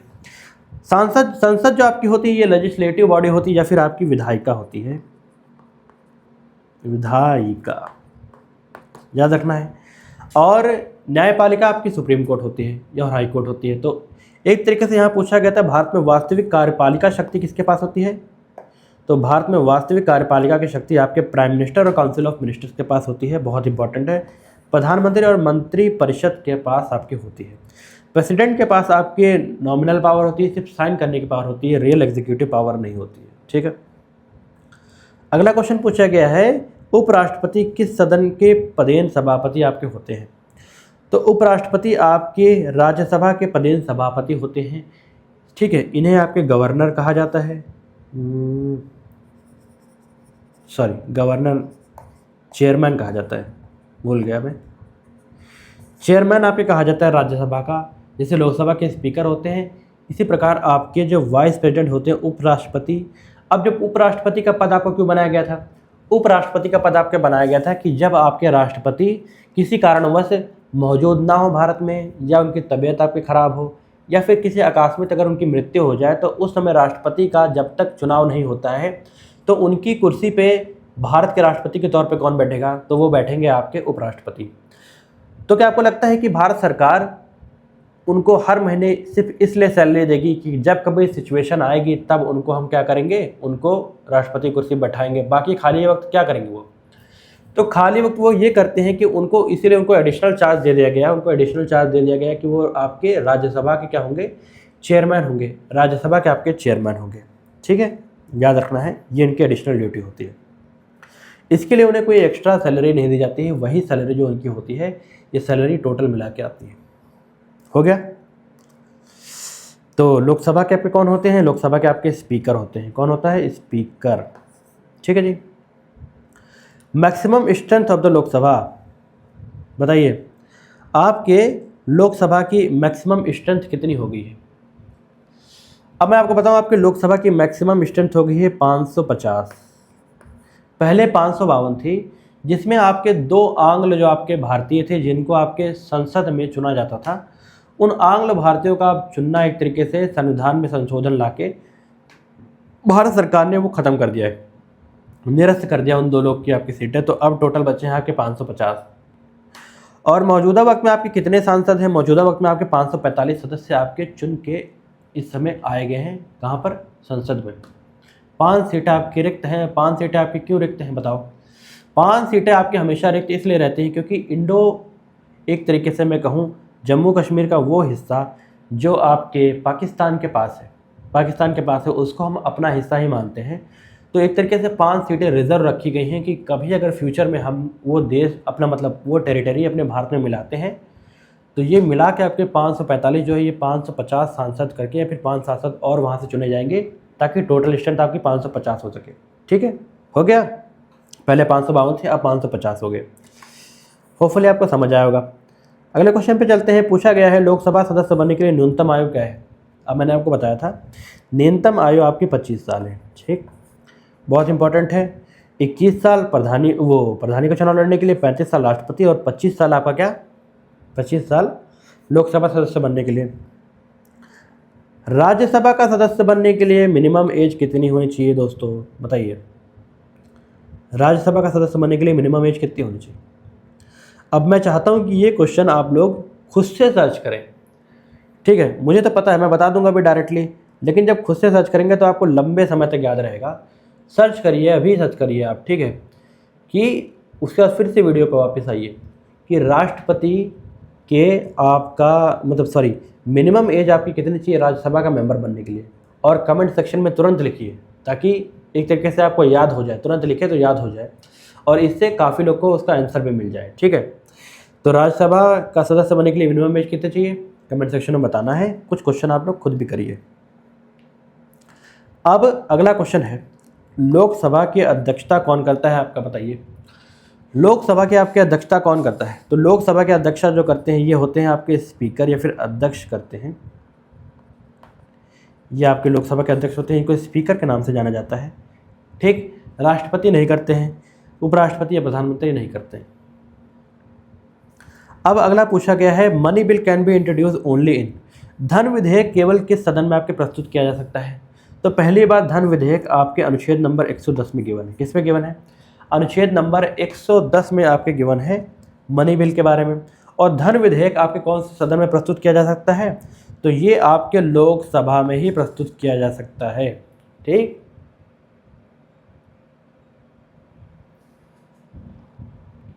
धन विधेयक लाने के लिए एक तरीके से मैं कहूँ आपकी स्पीकर की मंजूरी कंपलसरी होती है। स्पीकर की मंजूरी के बाद आपके धन विधेयक लोकसभा में लाया जा सकता है। लोकसभा में धन विधेयक पास होने के बाद राज्यसभा में जाता है। अगर राज्यसभा उसमें कोई संशोधन चाहता है और कोई चेंजमेंट चाहता है तो अगर वो करता है तो उसको 14 दिन के अंदर भेजना पड़ेगा। और मानना ना मानना वो आपके लोकसभा पे निर्भर करता है कि लोकसभा को चाहे तो उनकी जो आपकी दी गई रिकमेंडेशन है राज्यसभा द्वारा उसको माने या ना माने, ये आपकी लोकसभा पे निर्भर करता है। ठीक है जी। तो लोकसभा आपकी एक तरीके से सुप्रीम बॉडी है मनी बिल के लिए, याद रखिएगा। और जॉइंट सिटिंग या फिर संयुक्त बैठक का आपका कोई प्रावधान नहीं है आपके लोग इसमें मनी बिल में। याद रखिएगा कि मनी बिल में आपकी कोई भी जॉइंट सिटिंग का प्रावधान नहीं है, फिर संयुक्त बैठक का प्रावधान नहीं है। इसी तरीके से मैं पूछूं आपके कॉन्स्टिट्यूशन अमेंडमेंट बिल, संविधान में संशोधन जो भी आपको विधेयक लाया जाता है उसके लिए क्या जॉइंट सिटिंग हो सकती है, संयुक्त बैठक हो सकती है, तो उसके लिए संयुक्त बैठक नहीं हो सकती। ठीक, याद रखिएगा। अगला क्वेश्चन है किसी विधेयक को धन विधेयक है या कि नहीं, इसका निर्णय कौन लेता है? तो इसका निर्णय आपके लेते हैं स्पीकर या फिर लोकसभा के अध्यक्ष, मैंने अभी आपको बताया। और the normal tenure of Lok Sabha, Lok Sabha का सामान्य कार्यकाल आपका कितने साल का होता है? सामान्य कार्यकाल 5 साल का होता है। उसके बाद अगर चाहे आपकी संसद अगर किसी कारणवश क्या हो गया कि राष्ट्रपति वो आपके नेशनल इमरजेंसी आ गई है या फिर आपकी मैं कहूँ तो राष्ट्रीय आपातकाल आ गया है, तो राष्ट्रीय आपातकाल के वक्त क्या होगा, आपके 6 महीने के लिए आपका एक वक्त में 6 महीने के लिए आपका क्या कर सकता है, आपका संसद का कार्यकाल बढ़ाया जा सकता है एक बार में 6 महीने, फिर उसके बाद फिर से 6 महीने ऐसे कर सकता है। लेकिन सामान्यतः आपका 5 साल का आपका होता है टेन्योर। अब राज्यसभा क्या है आपका, क्या वो अस्थायी सदन है, स्थायी सदन है, न्यायिक निकाय है या फिर संवैधानिक निकाय है? जरा समझिए। ठीक है, जो आपका राज्यसभा है ये आपका स्थायी सदन है या फिर परमानेंट हाउस है। ठीक है, परमानेंट हाउस का मतलब क्या होता है कि कभी भी आपका ये हाउस डिसॉल्व नहीं होगा, इसका आपका विखंडन कभी भी नहीं होता है। ठीक है, भंग आपका राज्यसभा कभी भी नहीं करी जा सकती है। इसमें आपके जितने भी सदस्य होते हैं उसमें से आपके मैं कहूँ तो आपके 1/3 एक तिहाई जो आपके सांसद होते हैं ये हर आपके दूसरे साल आपके रिटायर हो जाते हैं। हर दूसरे साल आपके 1/3 सदस्य आपके रिटायर हो जाते हैं और बाकी चुन के आपके आ जाते हैं। ठीक है, दूसरी बात आपसे पूछा जाए कि आपके राज्यसभा के जो सांसद होते हैं उसका कार्यकाल कितने साल का होता है, तो आपका 6 साल का होता है। कितने साल का होता है? 6 साल का होता है। राज्यसभा के आपको अपर हाउस कहा जाता है। क्या कहा जाता है? Upper house. अपर हाउस कहा जाता है। उचला सदन आपको कहा जाता है, उच्च सदन कहा जाता है किसको? राज्यसभा को। हो गया, परमानेंट हाउस है, स्थायी सदन है, अस्थायी सदन है आपका कौन सा? वो आपका लोकसभा है। ठीक, लोकसभा के सांसदों का आपका कार्यकाल 5 साल का होता है। आगे चलते हैं। अगला जो क्वेश्चन हमारा गिवन है, संसद के 2 सत्रों के बीच में अधिकतम अंतराल कितने समय का हो सकता है? तो संसद के जो 2 सत्र होते हैं उसके बीच का मैक्सिमम अंतराल वो आपका हो सकता है 6 माह का। ठीक है, 6 माह के बीच में आपका मैक्सिमम सेशन के बीच का अंतराल हो सकता है। जैसे कि आपका विंटर सेशन है, विंटर सेशन के बाद आपका बजट सेशन आता है, बजट सेशन आता है। इन दोनों के बीच में मैक्सिमम गैप आपको 6 महीने का हो सकता है। ठीक है, याद रखिएगा कि 6 महीने का मैक्सिमम गैप हो सकता है। अब एक टेक्निकलिटी और आती है 6 महीने और 6 हफ्ते वाली, अगर मैं आपको बताने बैठा तो आप कंफ्यूज हो जाएंगे। ज़्यादा नहीं जानना है आपको, सिर्फ जो काम की चीज़ जाननी है वो है कि 6 महीने का अंतराल आपका होता है। ठीक है, अधिकतम अंतराल हो सकता है। अगला क्वेश्चन पूछा गया है, संसद के सत्र कौन बुलाता है आपका? तो याद रखना है कि संसद का सत्र वो आपके राष्ट्रपति बुला सकते हैं। कौन बुला सकता है? आपके राष्ट्रपति के द्वारा आपके संसद का सत्र बुलाया जाएगा। ठीक है, याद रखना है, संसद का सत्र राष्ट्रपति द्वारा बुलाया जाता है। अच्छा, अध्यक्षता उसकी स्पीकर करते हैं। नेक्स्ट क्वेश्चन है, भारत के सर्वोच्च न्यायालय की स्थापना किस अनुच्छेद द्वारा आपकी करी गई है? बताइए। अब आपके सुप्रीम कोर्ट ऑफ इंडिया है उसका इस्टेब्लिशमेंट आपके आर्टिकल नंबर 124 के थ्रू करा गया है। ठीक, 124 के थ्रू करा गया है। आर्टिकल नंबर 124 क्लॉज 3 के तहत आपका सुप्रीम कोर्ट के जो जज होते हैं उनका अपॉइंटमेंट करा जाता है। सुप्रीम कोर्ट के जजों का अपॉइंटमेंट आर्टिकल नंबर 124 क्लॉज 3 के थ्रू कहा जाता है। 124 में आपके सुप्रीम कोर्ट के बारे में दिया गया है, याद रखना है, ठीक है।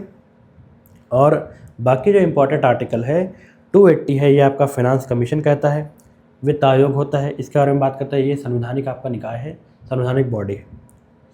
अच्छा जी, अब हम थोड़ी देर का वेट कर लेते हैं, ठीक है, थोड़ा ब्रेक लेंगे यहाँ पे, उसके बाद फिर से मैं स्टार्ट करूँगा। ओके, तो अब ब्रेक के बाद मैं फिर से हाजिर हूँ आपके सामने, ठीक है। तो हमने ऊपर के 3 ऑप्शन देख लिए थे क्वेश्चन नंबर 41 में। इसका लास्ट ऑप्शन है वो आर्टिकल नंबर 324 के बारे में बात करता है। तो आर्टिकल नंबर 324 आपका इलेक्शन कमीशन ऑफ इंडिया के बारे में बात करता है, भारत के चुनाव आयोग के बारे में बात करता है। किसके बारे में बात करता है? भारत के चुनाव आयोग के बारे में बात करता है, इलेक्शन कमीशन ऑफ इंडिया। ये किस तरह से चुनाव कराता है? ये आपको लोकसभा का चुनाव कराता है, राज्यसभा का चुनाव कराता है, उसके साथ साथ ही लेजिस्लेटिव असेंबली या फिर मैं कहूँ विधायिका का चुनाव कौन कराता है? ये भी चुनाव आपका इलेक्शन कमीशन ऑफ इंडिया या फिर भारत सरकार का निर्वाचन आयोग कराता है, ठीक है फ्रेंड्स। आगे चलते हैं। अगला क्वेश्चन जो है हमारा, इसमें पूछा गया है भारतीय न्यायपालिका का प्रमुख कौन होता है? Who is the head of Indian judiciary? तो इसमें आपको याद रखना है chief justice of India, Bharat के मुख्य न्यायाधीश, ये आपके क्या होते हैं? मुख्य न्यायाधीश होते हैं, ये हेड होते हैं भारतीय न्यायपालिका के। सुप्रीम कोर्ट में इस समय आपके प्रेजेंट टाइम में कितने जज हैं? मैक्सिमम स्ट्रेंथ है आपके 38 जज की, 38 जज मैक्सिमम हो सकते हैं, जिसमें 37 जज प्लस एक आपका चीफ जस्टिस ऑफ इंडिया होता है या फिर भारत के मुख्य न्यायाधीश होते हैं। और इस समय भारत के मुख्य न्यायाधीश कौन है आपके, ये बताइए। भारत के मुख्य न्यायाधीश इस समय बहुत ज़्यादा विवादों में आ गए थे जब उन्होंने युवाओं को कॉकरोच कहा था, ठीक है। तो उनका नाम आपको पता होना चाहिए, पूछ सकता है आपके कि आपके भारत के मुख्य न्यायाधीश कौन से हैं और वो कौन से नंबर के आपके न्यायाधीश हैं, ये चीज़ आपको पता होनी चाहिए। चीफ जस्टिस ऑफ इंडिया के बारे में, ये आपके भारत के न्यायपालिका के अध्यक्ष होते हैं। अच्छा, और राष्ट्रपति और महान्यायवादी के बारे में मैंने आपको पिछले स्लाइड में बता दिया था। लॉ मिनिस्टर, विधि मंत्रालय, ये भी आपका एक मंत्रालय होता है भारत सरकार का, इसका आप कोई खास आपका कोई रोल नहीं है। बस एक चीज़ याद रखिएगा, जो आपका लॉ कमीशन ऑफ इंडिया होते हैं, लॉ कमीशन जो आपके बैठाए जाते हैं, गठित होते हैं, उसकी जो रिपोर्ट होती है वो रिपोर्ट पहले लॉ मिनिस्ट्री को भेजी जाती है, लॉ मिनिस्ट्री उसको राष्ट्रपति को भेजता है और राष्ट्रपति उसे संसद में रखते हैं, ये काम होता है उनका। फिर अगला पूछा गया सर्वोच्च न्यायालय के जो न्यायाधीश है कि सेवानिवृत्त आयु कितनी होती है? रिटायरमेंट एज पूछी है आपके सुप्रीम कोर्ट के जजेस की। तो सुप्रीम कोर्ट के जजेस की जो रिटायरमेंट एज होती है, ये होती है आपके 65 ईयर्स ऑफ एज, मतलब कि 65 साल की जो एज होती है, ये इनकी रिटायरमेंट एज होती है, किसकी? आपके सुप्रीम कोर्ट के जजों की। अब इसमें एक चीज़ और याद रखनी है कि अगर पूछा जाए आपसे कि मुख्य न्यायाधीश या फिर आपके सुप्रीम कोर्ट के और जो जज होते हैं, क्या जज बनने के लिए कोई मिनिमम एज होती है, न्यूनतम आयु लिखी हुई है संविधान में? तो न्यूनतम आयु नहीं लिखी हुई है संविधान में, न्यूनतम आयु या फिर मिनिमम एज नहीं लिखी है। मैक्सिमम एज रिटायरमेंट की एज है 65 ईयर्स ऑफ एज, ये लिखी हुई है, ठीक है। तो ये इंपॉर्टेंट था आपकी जानने के लिए, ठीक। अब आगे चलते हैं। अगला क्वेश्चन है आपका, ये डील करता है उच्च न्यायालय के न्यायाधीश की सेवानिवृत्त आयु कितनी है, ये पूछा है। वहाँ हमने सुप्रीम कोर्ट की बात करी थी, सुप्रीम कोर्ट में 65 साल थी। और एक चीज़ याद रखना है कि 62 साल जो एज होती है आपके हाई कोर्ट के जज की रिटायरमेंट की एज होती है, कितनी होती है? 62 ईयर्स ऑफ एज होती है, ठीक, याद रखना है 62 ईयर्स ऑफ एज होती है हाई कोर्ट के जज की। फिर आगे पूछा गया है कि भारत के मुख्य न्यायाधीश की नियुक्ति कौन करता है, ये पूछा गया है। क्या वो प्रधानमंत्री करते हैं, संसद, राष्ट्रपति या राज्यपाल? अब देखिए, आपके जो भारत के मुख्य न्यायाधीश होते हैं, इसकी आपकी नियुक्ति करते हैं राष्ट्रपति, यानी कि प्रेसिडेंट ऑफ इंडिया, मतलब कि ऑप्शन सी सही है। कैसे करते हैं? एक आपका कोलिजियम सिस्टम होता है, कोलिजियम सिस्टम में क्या होता है कि जजेस का आपका एक ग्रुप होता है, ठीक, आपके जजेस का ग्रुप होता है, 5 उसमें जज होते हैं, चीफ जस्टिस ऑफ इंडिया होते हैं, प्लस आपके 4 और जज होते हैं। इन सभी को मिला के कोलिजियम सिस्टम बनता है और कोलिजियम सिस्टम से आपके जजेस का अपॉइंटमेंट होता है, ठीक है फ्रेंड्स। फिर उन जजेस में से कोई एक जज आपका चीफ जस्टिस ऑफ इंडिया बन जाएगा, ठीक है, भारत का मुख्य न्यायाधीश बन जाएगा। ये चीज़ बहुत इंपॉर्टेंट है।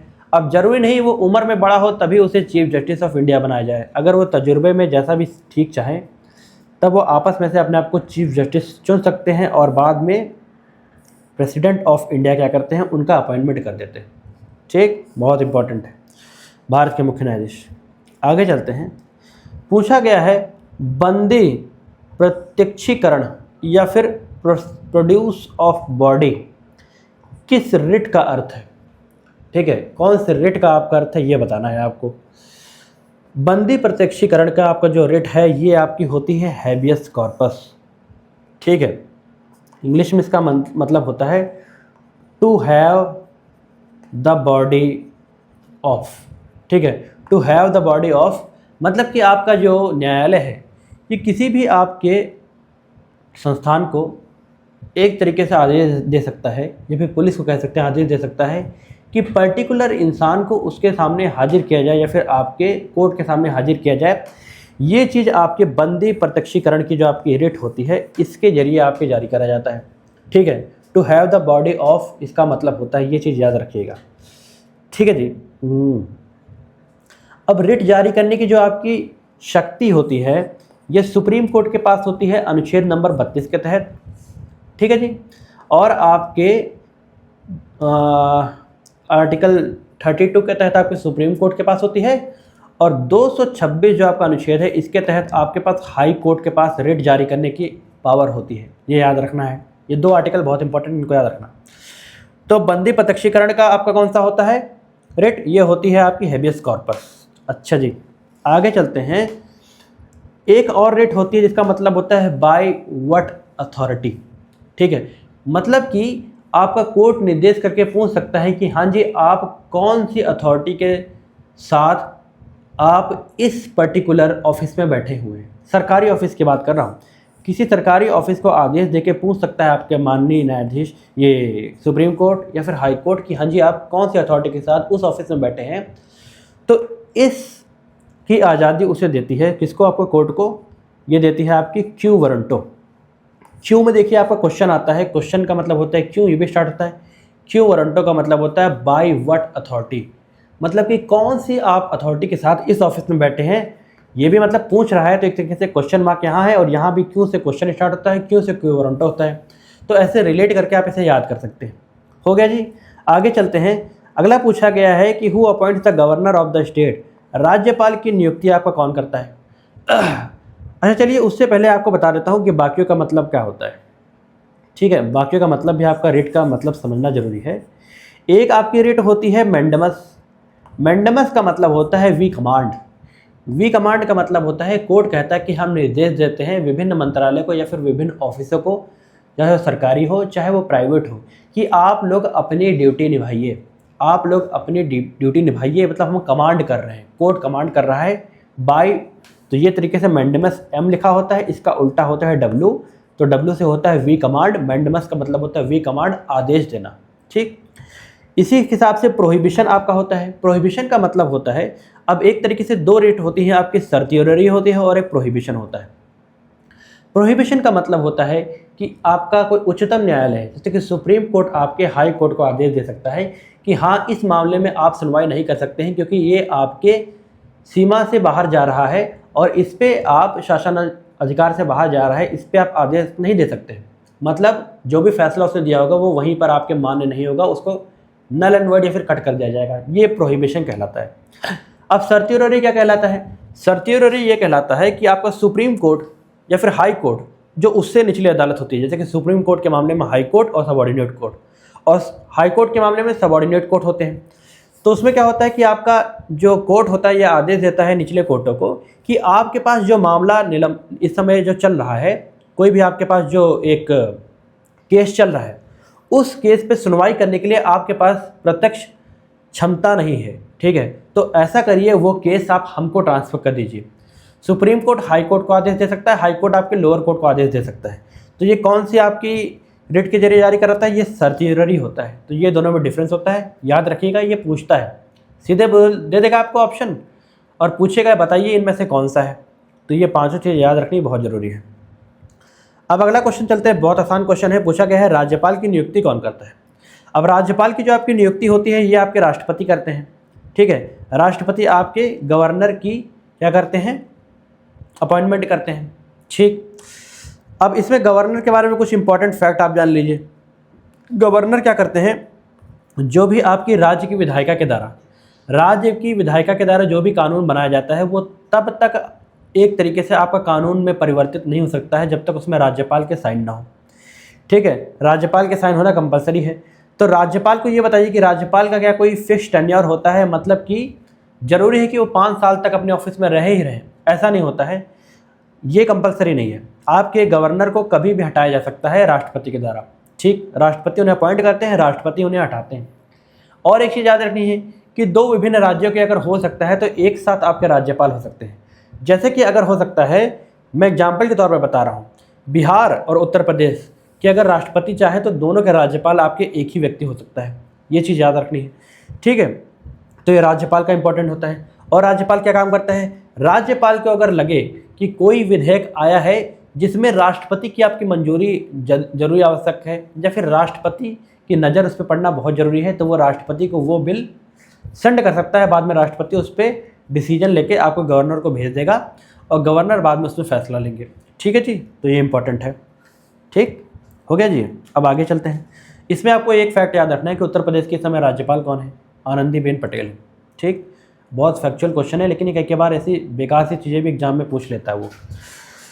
अब हाई लेवल का पढ़ाना होता है तो इसमें बहुत कुछ पढ़ा सकता हूँ आपको, लेकिन फिलहाल आपके एग्जाम में जो आने वाला है उतना ही सीखिए आप लोग। अगला है, राज्यपाल का सामान्य कार्यकाल कितने वर्ष होता है?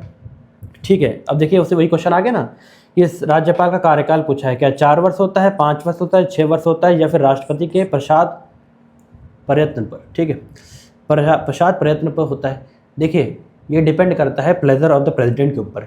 राष्ट्रपति जब चाहें तो आपके गवर्नर को हटा सकते हैं, चाहे वो 2 महीने में हो, 3 महीने में, 1 दिन में हो या 5 साल में हो। वो डिपेंड करता है आपके गवर्नर के, किसके ऊपर? राष्ट्रपति के ऊपर।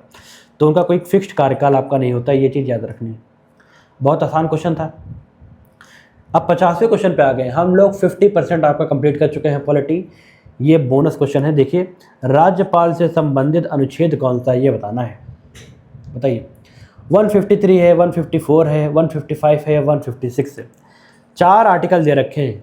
अब मैं आपसे ये अपेक्षा तो कर ही सकता हूँ कि आपको राज्यपाल का अनुच्छेद याद हो, क्योंकि बेसिक जो आर्टिकल है वो आपको जरूर याद होने चाहिए। अगर वो नहीं याद है तो आप एग्जामिनेशन में बहुत पीछे रह जाएंगे।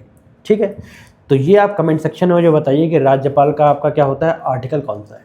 अच्छा, अब यहाँ पर तक पहुँच गए हो, अगर आपको वीडियो अच्छी लग रही हो तो इस वीडियो को ज़रूर लाइक कीजिएगा। ठीक है, और अपने दोस्तों के साथ ज़रूर शेयर कीजिए, ताकि एक तरीके से जो भी वो लोग पढ़ रहे हैं, कई बार क्या होता है कि क्वालिटी कंटेंट जहाँ पर प्रोवाइडेड होता है वहाँ पर क्या होता है कि बहुत ज़्यादा व्यूअर अटेंशन नहीं होता है। जो नेम और फेम के पीछे अगर आप भागोगे, सोच के देखिए, जिसके सब्सक्राइबर बेस आप मान के चलिए 15 लाख है, अगर 15 लाख बच्चे एक साथ बैठ के पढ़ रहे हैं तो क्या 15 के 15 लाखों का सिलेक्शन आपका हो जाता है? क्यों नहीं होता? आप सोच के देखिए। कारण ये होता है कि कहीं ना कहीं आपको जो वो पढ़ाते हैं कई बार अप्रोच में आपकी गलती होती है। सीधे आपको एक ऑप्शन बता देंगे, आंसर पढ़िए, आगे निकलिए। तो बनी बनाई बातें आपके एग्जामिनेशन में अब आती नहीं है, थोड़ा क्रिटिकल एनालिसिस लगाना जरूरी है। हो गया। अब क्वेश्चन नंबर 51 से स्टार्ट करते हैं। पूछा गया है, राष्ट्रीय आपातकाल किस अनुच्छेद के अंतर्गत आता है? तो मैंने आपको शुरुआत में बताया था कि राष्ट्रीय आपातकाल आपके अनुच्छेद नंबर 352 में आता है। ठीक, 352 में आता है। इसके थ्रू आपकी जितनी भी राज्य की विधायिका की पावर होती है, ये विधायिका की पावर आपके किसके पास? पार्लियामेंट के पास आ जाती है। मतलब संसद उस पर कानून बना सकती है। जब तक आपकी इमरजेंसी लागू रहेगी तब तक वो कानून आपका लागू रहेगा। उसके बाद 6 महीने के बाद वो कानून आपका भंग हो जाएगा। ठीक है, राज्य के सूची की बात कर रहा हूँ, राज्य सूची में अगर कोई कानून बनाता है संसद, तब की बात कर रहा हूँ। अब बाकी यहाँ पर लिखा हुआ है 356 में प्रेसिडेंट रूल या फिर राष्ट्रपति शासन होता है। 360 में आपकी फाइनेंशियल इमरजेंसी या फिर वित्तीय इमरजेंसी होती है, वित्तीय आपातकाल होता है। 368 में किसी भी कॉन्स्टिट्यूशन में अमेंडमेंट का प्रोसीजर लाने के लिए संसद, अगर आपको संविधान में संशोधन करना है तो कौन से आर्टिकल के थ्रू कर सकते हैं? आर्टिकल नंबर 368 के थ्रू कर सकते हैं। 91 हो गया। आगे चलते हैं। राष्ट्रपति शासन किस अनुच्छेद के अंतर्गत लगाया जाता है? सिंपल है, अनुच्छेद नंबर 356 प्रेसिडेंट रूल कहलाता है। इसमें क्या होता है कि आपकी जो विधायिका होती है, विधायिका को भंग कर दिया जाता है, विधायिका पे एक तरीके से स्टे लगा दिया जाता है। ठीक, स्टे लगा दिया जाता है और गवर्नर एक तरीके से उस पर रूल करते हैं, उस राज्य पे राष्ट्रपति के नाम पर ये लगाया भी जाता है। अगर राज्यपाल को लग रहा है, राज्यपाल को अगर लग रहा है कि उस पर्टिकुलर राज्य में कानून व्यवस्था ढंग की नहीं है और संविधान का उल्लंघन हो रहा है, तो आपके जो राज्यपाल हैं वो प्रेसिडेंट को एक तरीके से सलाह दे सकते हैं कि इस राज्य में आपको क्या करना है, राष्ट्रपति शासन लगाना है। चलिए जी, हो गया, बहुत इंपॉर्टेंट है। अच्छा, अब आगे चलते हैं। अगला जो हमारा क्वेश्चन है ये वित्तीय आपातकाल की बात करता है, फाइनेंशियल इमरजेंसी की बात करता है। ये चीज़ हमारे आर्टिकल नंबर 360 में गिवन है। किस में गिवन है? 360 में गिवन है। ठीक, ज़्यादा नहीं सोचना है, बहुत आसान था। और national emergency can be declare due to, राष्ट्रीय आपातकाल किस कारण की वजह से आपका घोषित किया जा सकता है, ये बताइए। तो ये तीनों जो कंडीशन लिख रखी हैं, युद्ध, बाह्य आक्रमण और सशस्त्र विद्रोह, war, external aggression and armed rebellion. ठीक, ये तीनों के थ्रू आपका क्या राष्ट्रीय आपातकाल लाया जा सकता है। पहले यहाँ पर आपके सशस्त्र विद्रोह जो लिख रखा है, इसकी जगह पे इंटरनल डिस्टर्बेंस लिखा था।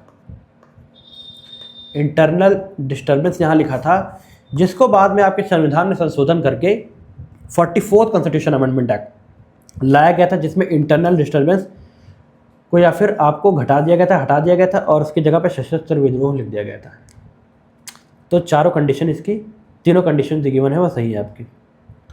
अगला क्वेश्चन है, किस संशोधन ने आंतरिक अशांति के स्थान पर सशस्त्र विद्रोह शब्द जोड़ा था? देखिए, इंटरनल इमरजेंसी हो गया ना, मैंने आपको बताया था, उसको आंतरिक विद्रोह की अशांति के स्थान पर एक तरीके से क्या हुआ, आपका सशस्त्र विद्रोह शब्द जोड़ दिया गया था। ये आपके 44वें संविधान संशोधन के बाद जोड़ा गया था।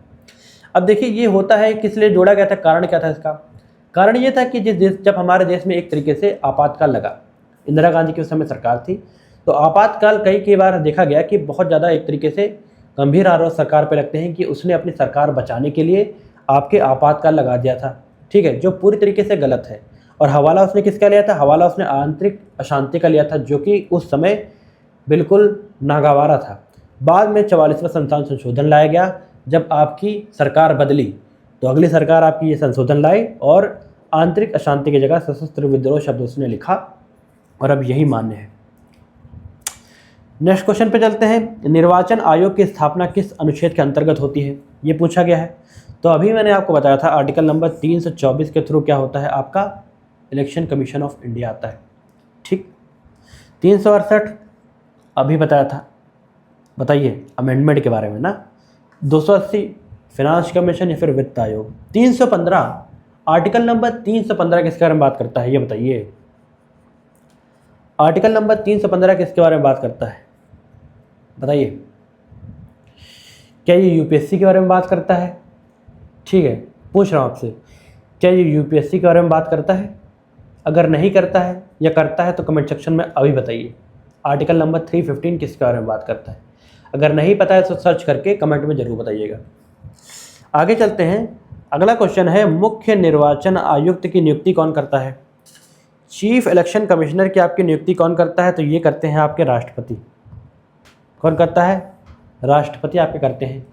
ये जो राष्ट्रपति करते हैं, इसमें आपकी एक अपॉइंटिंग कमिटी बॉडी होती है जो तय करती है, उसका नाम आपके राष्ट्रपति क्या करते हैं, उस पर साइन कर देते हैं, फिर मोहर कर देते, लगा देते हैं। इसमें आपकी जो कमेटी होती है, कमेटी तो आपको याद नहीं रखनी है, लेकिन अगर फिर भी समझ लेंगे तो आपके लिए ज़रूरी रहेगा। इसमें आपके प्राइम मिनिस्टर ऑफ इंडिया होते हैं, भारत के प्रधानमंत्री, होम मिनिस्टर होते हैं या फिर आपके गृह मंत्री होते हैं, और साथ ही साथ आपके कौन होते हैं, अपोजिशन के लीडर, जो इस समय है राहुल गांधी। ये तीनों लोग आपके होते हैं और एक तरीके से बहुमत के हिसाब से 2:1 के हिसाब से फैसला लिया जाता है।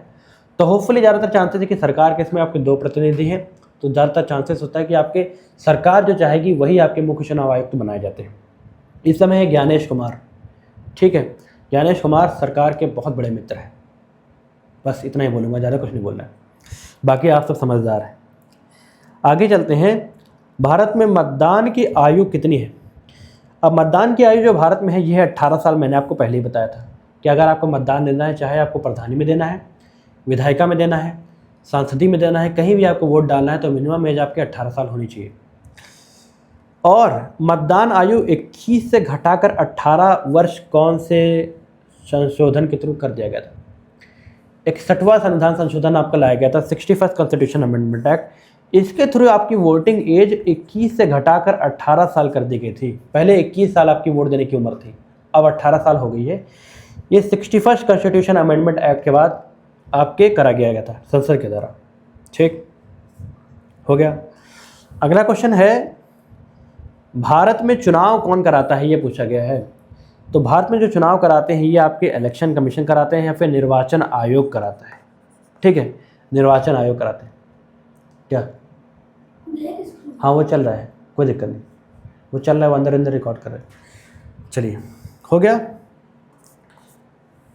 इलेक्शन कमीशन हो गया है। आगे चलते हैं, CAG controller and auditor general, नियंत्रक एवं महालेखा परीक्षक, ये आपके होते हैं। इसके बारे में आर्टिकल नंबर 148 में गिवन है, 148 में गिवन है। ये जो आपके महालेखा परीक्षक होते हैं इनका काम क्या होता है, ये आपके भारत सरकार के, राज्य सरकार के और जो आपके भारत सरकार की कंपनियां हैं, सरकारी कंपनियां, और या फिर राज्य सरकार की जो आपकी कंपनियां हैं, ठीक है, सरकारी कंपनियां, और जितने भी आपके मंत्रालय होते हैं, जितने विभाग होते हैं, सब का एक तरीके से लेखा जोखा जो होता है कि उन्होंने कितना पैसा खर्चा किया, कहाँ कहाँ खर्चा किया, ये सब देखना आपका नियंत्रक एवं महालेखा परीक्षक का काम होता है। Controller and auditor general of India का काम होता है। ठीक हो गया। और चलिए, इसमें यही इंपॉर्टेंट था, याद रखना है कि ये संवैधानिक आपका एक बॉडी है। बाकी इसमें बताने वाला ज़्यादा कुछ है नहीं, बस एक चीज़ याद रख लीजिएगा कि इस समय आपके कैग कौन है, प्रेजेंट टाइम में आपके नियंत्रक एवं महालेखा परीक्षक कौन है, ये याद रखना है। अब किया गया है आपका कि आपके कैग की नियुक्ति कौन करता है, तो कैग की नियुक्ति आपके राष्ट्रपति करते हैं। आगे चलते हैं, कैग का आपका अनुच्छेद कौन है, अनुच्छेद नंबर 148 में गिवन है। और लिखा गया है, लोक धन का संरक्षक किसे कहा जाता है, तो ये आपके कैग को कहा जाता है, नियंत्रक एवं महालेखा परीक्षक। अभी मैंने आपको बताया कि ये जितना लेखा जोखा होता है एक तरीके से लोक धन का, कितना रुपया कहाँ खर्चा किया, इसका काम कौन देखता है, तो कैग देखते हैं। संघ लोक सेवा आयोग की स्थापना कौन से अनुच्छेद के थ्रू आपकी हुई है। अब देखिए आगे ना क्वेश्चन, आर्टिकल नंबर 315 के थ्रू आपकी यूपीएससी बनाया गया। इसके अंदर यूपीएससी और साथ ही साथ स्टेट पब्लिक सर्विस कमीशन, जो आपके राज्य चुनाव, ये राज्य जो आपके जैसे Uttar Pradesh public service commission है, ये स्टेट पब्लिक सर्विस कमीशन में आता है। और इसी के साथ साथ ही आपकी जो जॉइंट पब्लिक सर्विस कमीशन, किन्हीं दो राज्यों के आपके एक साथ मिला के अगर पब्लिक सर्विस कमीशन है, तो ये भी आपके आर्टिकल नंबर 315 के थ्रू दिया है, 315 में। ठीक, इसका काम क्या होता है, इसका काम होता है एक तरीके से आपके यूपीएससी का जो पेपर होते हैं जितने भी केंद्र सरकार के, जैसे कि सीडीएस, सीए पे असिस्टेंट कमांडेंट, और आपका सिविल सर्विसेज का एग्जामिनेशन,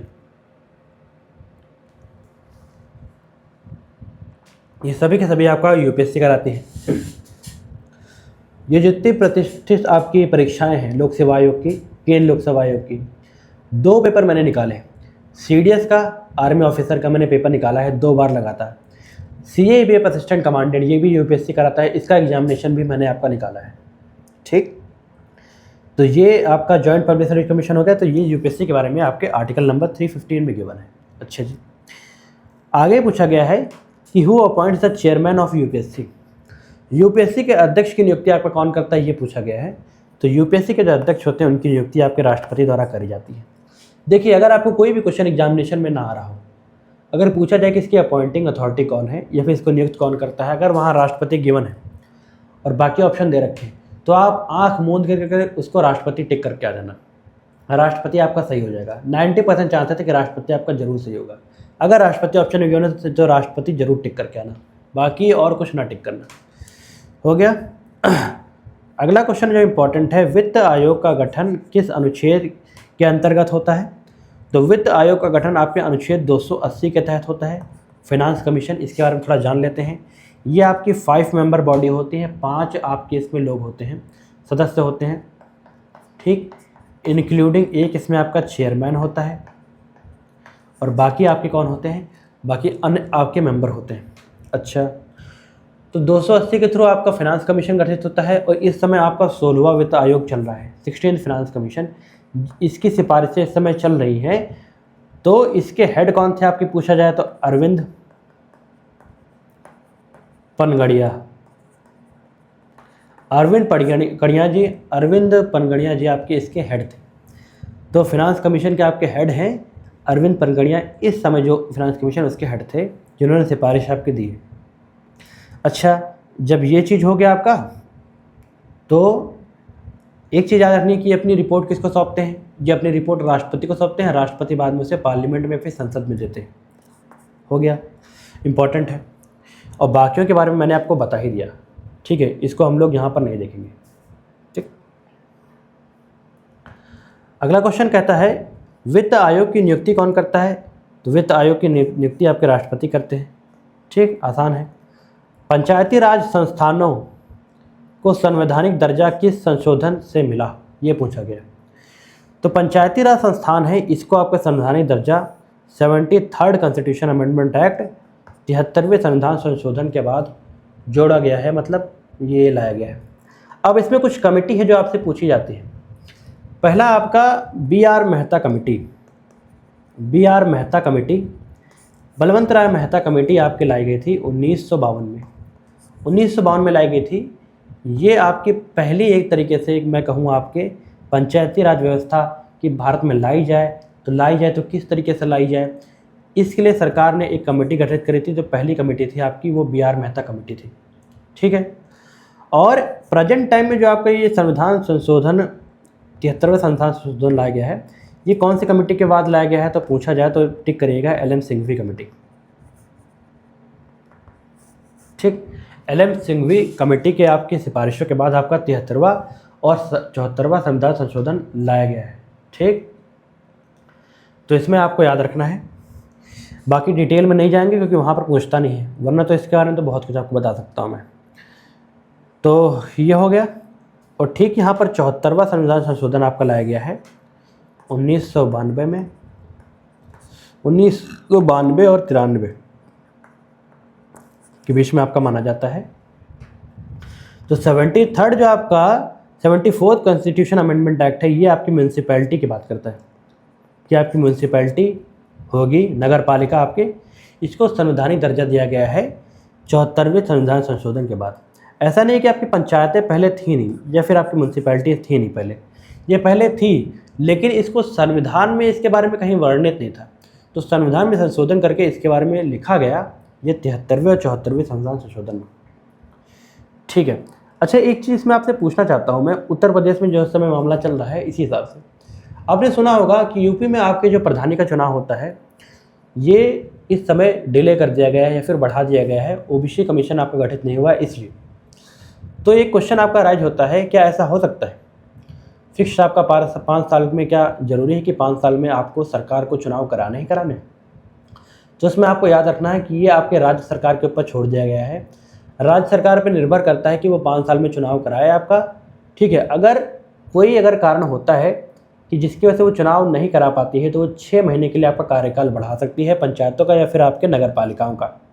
ठीक, एक चीज़ और है कि इसके आपके चुनाव कौन कराता है, नगर पालिका के और आपके पंचायती के चुनाव कौन कराता है? इन दोनों के चुनाव आपके कराते हैं राज्य चुनाव आयुक्त। कौन कराता है? राज्य चुनाव आयुक्त या फिर राज्य आपका चुनाव आयोग कराता है। याद रखिएगा, स्टेट इलेक्शन कमीशन। ठीक है, जैसे कि उत्तर प्रदेश में कराएगा तो Uttar Pradesh state election commission, Uttar Pradesh आपका एक तरीके से चुनाव आयोग कराएगा पंचायती और म्यूनसिपैलिटी के चुनाव। ठीक, बाकी आपके जो विधायक के चुनाव आपके केंद्र वाले जो आपके सेंट्रल इलेक्शन कमीशन कराते हैं। हो गया। अगला क्वेश्चन 71वां है, पंचायती राज किस अनुसूची में शामिल है? तो पंचायती राज आपकी किस में शामिल है बताइए? 11वीं अनुसूची में आपके शामिल है, 11th शेड्यूल में आपके शामिल है, 11वीं अनुसूची में शामिल है। इसमें आपके 29 विषय हैं, 29 विषय हैं जिस पे आपके पंचायतें आपके क्या बना सकती हैं? कानून बना सकती हैं या फिर लागू कर सकती हैं मैं कहूँ तो। ठीक है, याद रखिएगा। और 12th शेड्यूल पूछा गया नगर पालिकाओं के लिए कौन सी अनुसूची है आपकी? तो नगर पालिकाओं के लिए आपके 12वीं अनुसूची है, ये चीज़ याद रखिएगा। अब यहाँ पर बाकी अनुसूची लिखी हुई है जिसके बारे में 9वीं अनुसूची में मैंने आपको बताया था कि 9वीं अनुसूची में अगर कोई आपका संसद कोई कानून डाल दे तो इसका न्यायिक पुनर्वलोकन आपका नहीं हो सकता है। ठीक, ऐसा उसने लिखा है। 10वीं अनुसूची में क्या होता है? दल बदल कानून के बारे में बताया गया है। और यहाँ पर लिखी हुई है 8वीं अनुसूची। बताइए 8th शेड्यूल में आपकी लैंग्वेजेस है, लैंग्वेजेस है या फिर भारत के आपकी संघ की भाषाएं हैं, कितनी आपकी इसमें आपकी 22 भाषाएं हैं। कितनी भाषाएं हैं? 22 भाषाएं हो गई। अगला क्वेश्चन कहता है कि जो आपके पंचायती राज व्यवस्था सामान्यतः कितने स्तरों वाली होती है? तो इस समय ये आपकी हो गई है 3 टियर गवर्नमेंट, 3 टियर आपका पंचायती राज एक तरीके से व्यवस्था है। ठीक है, जिला लेवल पे, उसके नीचे आपका होता है ब्लॉक या फिर तालुका। ठीक है, इस लेवल पे, उसके नीचे आपकी होती हैं कौन सी? पंचायत होती है, पंचायत। ब्लॉक के ब्लॉक प्रमुख होते हैं आपके अध्यक्ष, पंचायत के एक पर्टिकुलर जो आपके अध्यक्ष होते हैं ये आपके प्रधान होते हैं, जिला के जिला पंचायत अध्यक्ष आपके होते हैं, हेड होते हैं। ठीक है जी, ये हो गया। तो 3 टियर आपकी गवर्नमेंट है, त्रिस्तरीय आपका पंचायती राज व्यवस्था है। LM सिंघवी कमेटी के बाद ये लाया गया है। बलवंत राय मेहता के बाद अशोक मेहता कमेटी आई थी, पूछा जाए क्रम पूछ लिया जाए। बलवंत राय मेहता के बाद अशोक मेहता कमेटी आई थी, अशोक मेहता कमेटी के बाद आपकी कौन सी आई थी? LM सिंघवी कमेटी आई थी। ठीक, अच्छा। अगला क्वेश्चन है पंचायती राज सबसे पहले किस राज्य में लागू हुआ? ये बताइए। पंचायती राज व्यवस्था जो आपके पहले पंचायत के चुनाव हैं ये राजस्थान के नागौर में कराए गए थे। कहाँ पर? नागौर में कराए गए थे, राजस्थान के, याद रखिएगा। ठीक। Balwant Rai Mehta committee is related to, Balwant Rai Mehta समिति किससे संबंधित है? तो पंचायती राज से संबंधित है। 1952 में इसे सरकार के द्वारा लाया गया था, बलवंत राय मेहता समिति। अच्छा, दल बदल कानून किस संशोधन द्वारा जोड़ा गया? तो मैंने आपको बताया दल बदल कानून आपका 42वें 52वें संविधान संशोधन के बाद आपके संविधान में जोड़ा गया था। इसमें लिखा गया था कि दल बदल अगर कोई करता है, कोई विधायक या सांसद आपके क्या होता है, कोई इंपॉर्टेंट मीटिंग बुलाई गई है उस पार्टी के द्वारा संसद में, तो अगर वो नहीं उपस्थित होते हैं या फिर वोट डालने के लिए अगर वो उपस्थित नहीं होते हैं तो एक तरीके से उसे दल बदल कानून के तहत पार्टी से निकाला जा सकता है या फिर उसको अपनी सीट खोनी पड़ेगी सांसदी की या फिर विधायकी की। अच्छा, इसी के साथ साथ अगर इलेक्शन के बाद कोई और पार्टी वो ज्वाइन करते हैं, ठीक है, इलेक्शन के बाद अगर वो 6 महीने के बाद किसी और इलेक्शन के बाद अगर वो कोई पार्टी ज्वाइन करते हैं, अन्य पार्टी, तब भी उन पर दल बदल कानून आपका लगेगा। लगाता कौन है? आपके स्पीकर लगाते हैं। इंडिपेंडेंट मेंबर है, इंडिपेंडेंट मेंबर हैं, अगर वो किसी पार्टी को ज्वाइन करते हैं तब भी उन पर दल बदल कानून आपका लगेगा और उनकी सदस्यता रद्द हो जाएगी। 61वें बार मैंने आपको बताया था वोटिंग एज आपकी कम करी गई थी ना, 21 से 18। दल बदल विरोधी प्रावधान किस अनुसूची में आपके शामिल किया गया है? 10वीं अनुसूची में। ठीक, और बाकी के बारे में मैंने आपको ऊपर बता ही दिया। अगला है मान्यता प्राप्त भाषाएं किस अनुसूची में है? 8वीं अनुसूची में। इसमें आपकी 22 भाषाएं गिवन है। ठीक है, क्या इसमें इंग्लिश है? हाँ जी, इसमें इंग्लिश बिल्कुल है। हिंदी है? हिंदी भी है। और जो अन्य भाषाएं हैं संस्कृत है और बाकी तमिल, तेलुगु, ये सारी चीज़ें हैं। 22 भाषाओं हैं इसमें। इंग्लिश पूछ सकता है तो बंदा कन्फ्यूज होकर कई बार इंग्लिश गलत करके आएगा, इंग्लिश भी इसमें है। ठीक है जी।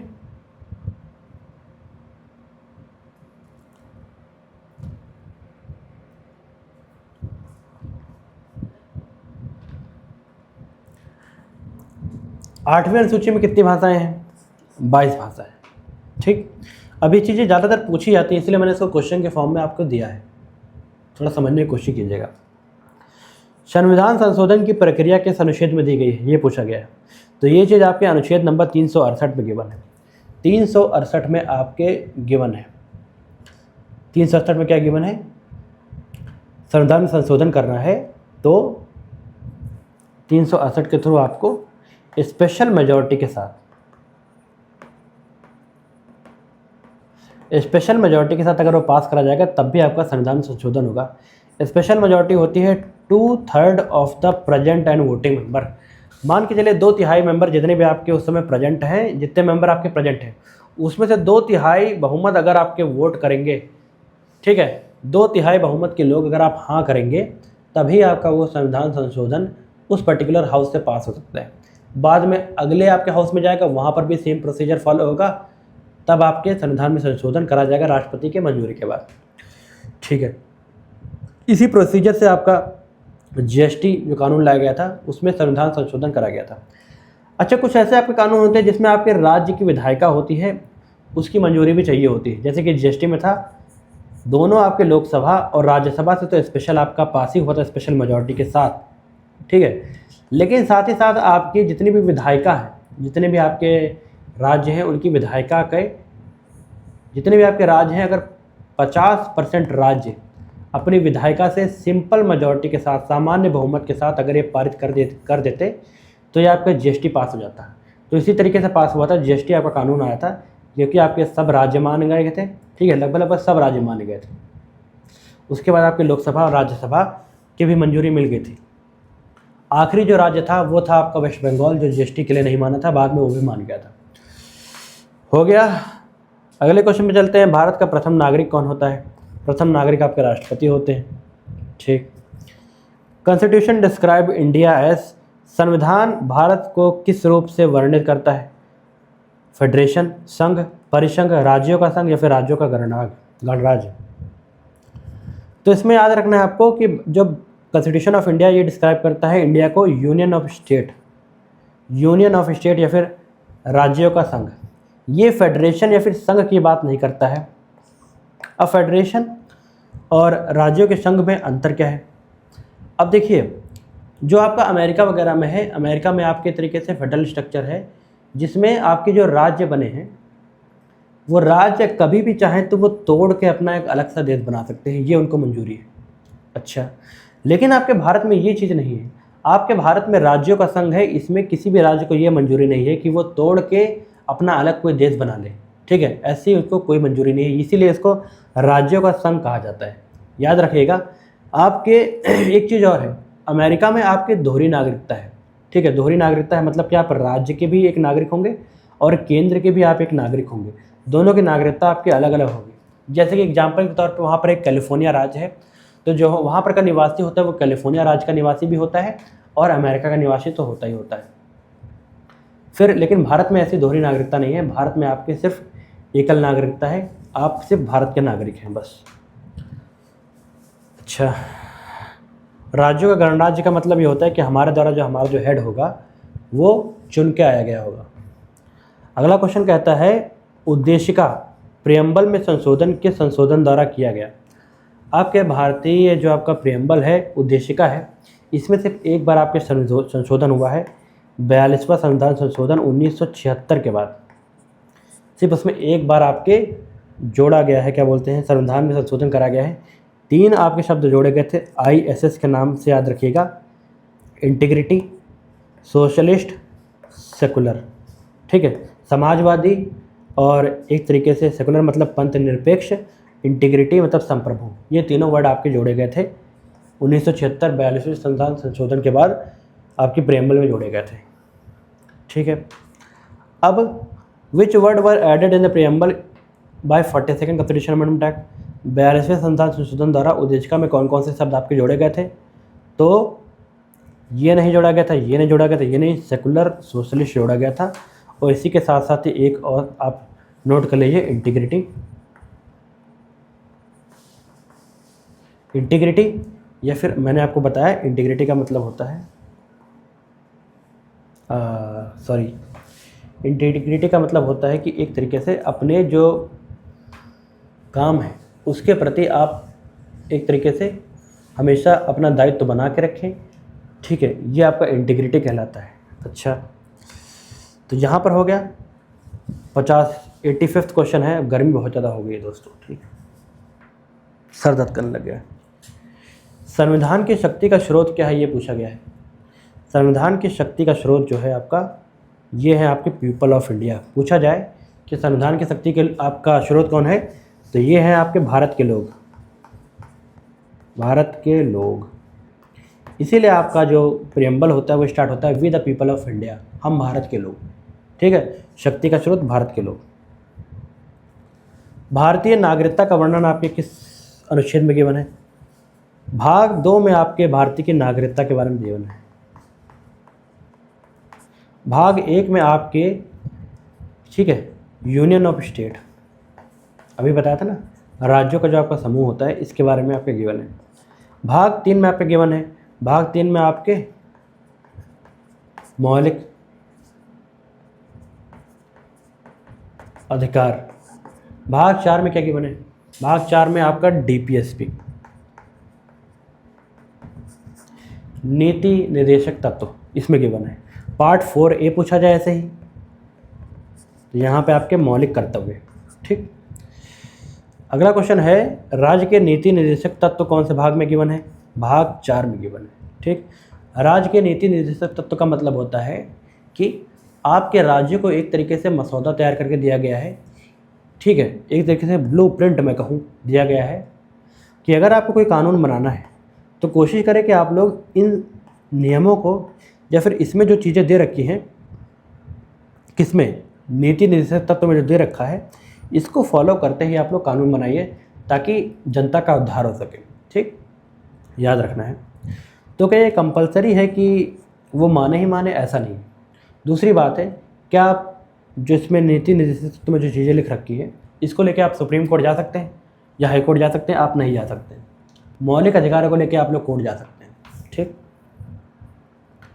मौलिक अधिकार किस भाग में है? भाग 3 में।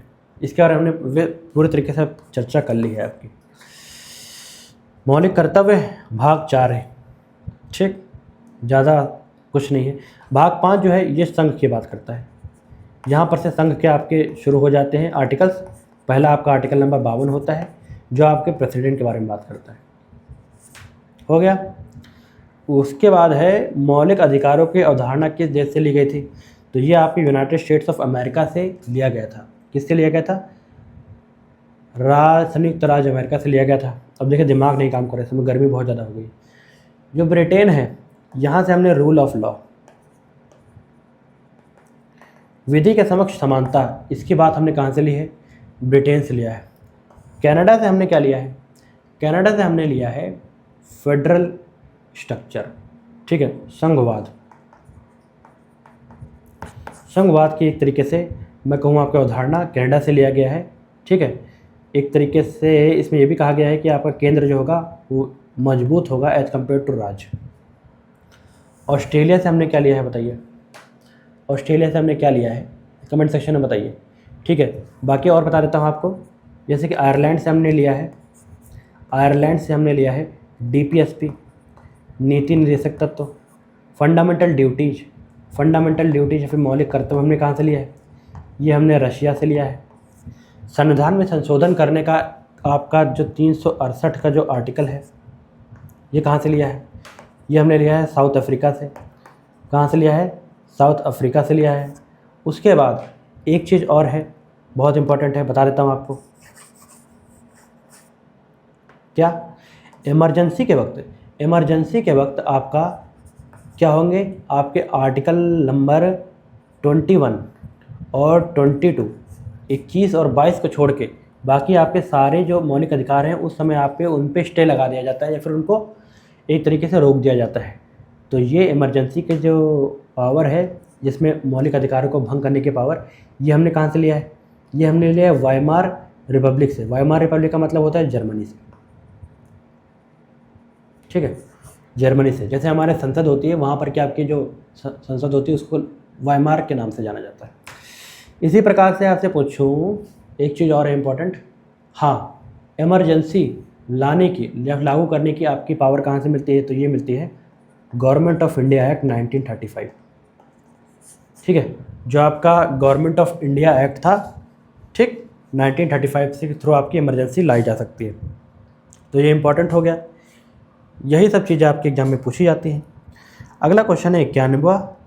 पार्लियामेंट्री सिस्टम जो भारत का है वो संसदीय प्रणाली है, कौन से देश से लाई गई है? तो संसदीय प्रणाली हमने लाया है आपके ब्रिटेन से। याद रखिएगा, ब्रिटेन से लाया गया है। ठीक, और यूएसए से मैंने आपको बता ही दिया। फ्रांस से हमने क्या लाया है? फ्रांस से हमने आपके एक कॉन्सेप्ट लिया है लिबर्टी का। लिबर्टी का मतलब होता है आज़ादी, कुछ भी करने का, कानून के दायरे में आते हुए,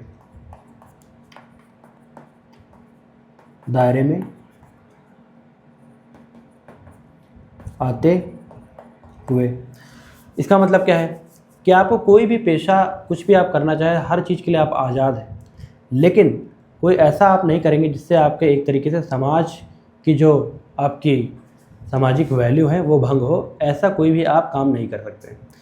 ये लिबर्टी का कॉन्सेप्ट हमने फ्रेंच रेवोल्यूशन से, फ्रांसीसी क्रांति जो हुई थी उससे हमने लिया था। ठीक, रशिया से हमने आपके लिया था, मैंने आपको बताया था। फंडामेंटल ड्यूटीज़ ये सब चीज़ें कहाँ से ली गई हैं? रशिया से ली गई हैं, मौलिक कर्तव्य। उसके बाद पूछा गया है समवर्ती सूची किस अनुसूची में है? कंकरेंट लिस्ट आपके कौन से में है? अब ये है आपके 7वें अनुसूची में। 7वें अनुसूची में 3 सूचियाँ आपकी है। पहला है आपके केंद्र की सूची, दूसरा है आपके राज्य की सूची, यूनियन लिस्ट, फिर स्टेट लिस्ट, केंद्र की सूची और राज्य की सूची। उसके बाद एक आती है समवर्ती सूची। समवर्ती सूची, इनका मतलब क्या होता है? इनका मतलब ये होता है कि अगर केंद्र की सूची में जो चीज़ें लिख दी गई हैं, जो विषय लिखे गए हैं, उस पर आपके केंद्र ही कानून बना सकता है, मतलब संसद ही कानून बना सकता है। राज्य सूची में जो चीज़ विषय लिख दिए गए हैं उसमें राज्य ही आपके कानून बना सकते हैं, मतलब कि राज्य की विधायिका कानून बना सकती है। जैसे कि एग्रीकल्चर है, ये आपका खेती बाड़ी के बारे में कानून आपके राज्य ला सकते हैं। उसी तरीके से मैं आपको कहूँ आपका डिफेंस, ठीक है, सैन्य किसका हिस्सा है? सैन्य आपके केंद्र इसका सूची का हिस्सा है, ठीक है, यूनियन लिस्ट का हिस्सा है। समवर्ती सूची में वो चीज़ें आती हैं जिस पे आपके दोनों केंद्र और राज्य दोनों आपके क्या कर सकते हैं? कानून बना सकते हैं, दोनों आपके कानून बना सकते हैं। ये चीज़ याद रखिएगा, ठीक।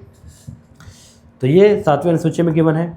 और 5th शेड्यूल और 6th शेड्यूल के बारे में थोड़ा बताता हूँ आपको, ये भी जान लीजिए। यहाँ पे 6ठे शेड्यूल में आपके ट्राइबल एरियाज़, ठीक है, नॉर्थ ईस्ट के आपके राज्य हैं जो जोड़े गए हैं इसमें 6ठे शेड्यूल में, जिसका मतलब होता है कि इनको स्पेशल एक तरीके से पावर दी गई है कि अपने क्षेत्रों में ये लोग कानून बना सकते हैं। और इन पे कानून, जो भारत पे एक तरीके से कानून आपके लागू होते हैं, सारे कानून इन पे लागू नहीं होते हैं, क्योंकि यहाँ पे जनजाति रहती हैं, उनके संरक्षण के लिए भारत सरकार ने किया है। 6ठे अनुसूची में आपके अरुणाचल प्रदेश है और नागालैंड है, मणिपुर है, ठीक है। और इसके साथ साथ ही एक राज्य और है, थोड़ा मैं कंफ्यूज हो रहा हूँ, नागालैंड, मणिपुर और उसके बाद मिजोरम, ठीक, मिजोरम। ये 6ठी अनुसूची में आते हैं। 5वीं अनुसूची में कौन से राज्य होते हैं? देखिए 5वीं अनुसूची में आपके वो राज्य होते हैं जिसको स्पेशल दर्जा दिया गया है आपके किसके द्वारा? आपके इसके द्वारा, संसद के द्वारा। आर्टिकल नंबर 371 में जितने भी आपके राज्य दिए गिवन है, ये आपके 5वीं अनुसूची में आते हैं। जैसे कि गुजरात हो गया, महाराष्ट्र हो गया, आंध्र प्रदेश हो गया, ये सारे राज्य आपके 5वीं अनुसूची में आती हैं।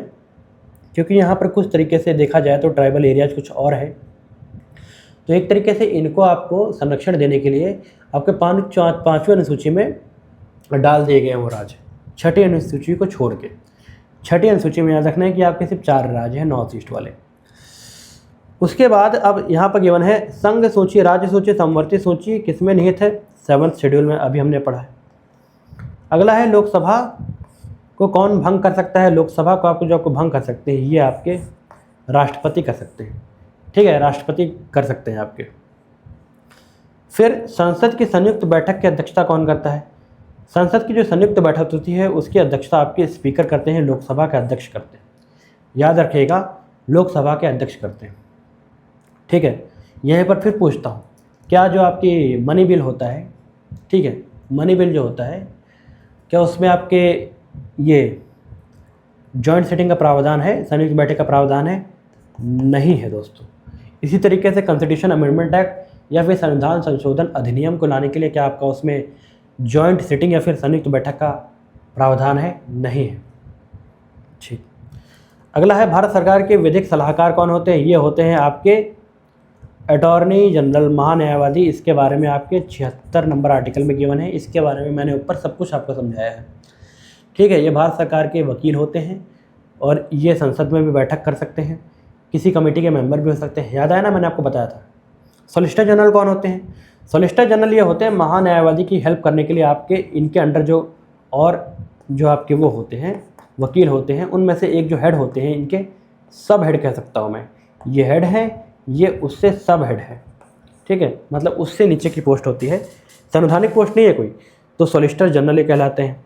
इस समय भारत के सॉलिसिटर जनरल कौन है ये बताइए? तुषार मेहता का नाम आपने सुना होगा, वही है, ठीक है। चीफ जस्टिस ऑफ इंडिया बताइए, ये तो बहुत फेमस है, इस समय जानते होंगे आप लोग। अगला क्वेश्चन है, भारत के महान्यायवादी की नियुक्ति कौन करता है? कौन करता है? आपके राष्ट्रपति करते हैं, अनुच्छेद नंबर 76 के तहत, अभी मैंने आपको बताया।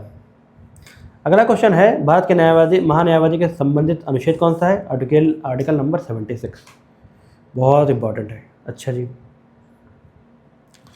और ये सारे आर्टिकल्स मैंने आपको बता दिया। 124 सुप्रीम कोर्ट, 148 आपका कैग, सुप्रीम कोर्ट के आपके जज,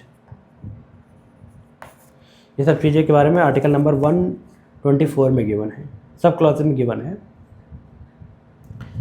कॉन्स्टिट्यूशन ऑफ इंडिया इज भारतीय संविधान आपका क्या है? रिटन कॉन्स्टिट्यूशन है, लिखित संविधान है, अलिखित है, या फिर आंशिक लिखित है, या परंपरागत संविधान है? बताइए। अब जो भारत का आपका संविधान है ये आपका लिखित संविधान है। लिखित संविधान का मतलब होता है कि सारे रूल्स आपके कोडिफाई करे गए हैं, ठीक है।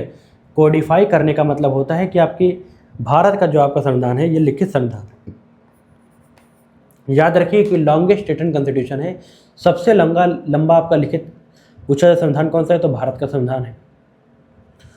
इसी के साथ मैं आपको बताऊँ आपको, अलिखित संविधान जो है आपका अनरिटन कॉन्स्टिट्यूशन है, इसका आपका मतलब होता है अनरिटन कॉन्स्टिट्यूशन होता है जहाँ पर आपके रूल्स को कोडिफाई ना करा गया हो, लिखा गया है लेकिन कोडिफाई नहीं करा गया है, ये मतलब होता है।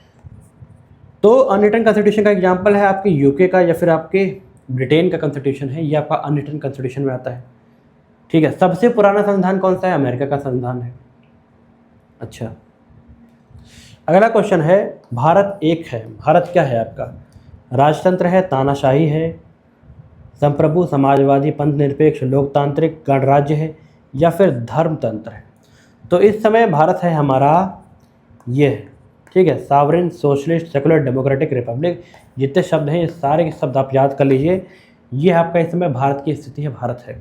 लेकिन भारत धीरे धीरे यहाँ की तरफ बढ़ रहा है, तानाशाही की तरफ। अब क्या कारण है? आप सब बहुत समझदार, मैं बताऊँगा नहीं, ठीक है, कमेंट करना यहाँ पर गलत होगा। तो ये सारे के सारे आपके 100 क्वेश्चन थे, जो टॉप 100 क्वेश्चन मुझे लगे जो आपके पॉलिटी के लाने चाहिए आपके सामने। टॉप 100 क्वेश्चन का बहुत बेहतरीन हमने सेशन आपका कंप्लीट कर लिया है। ये पॉलिटी का था।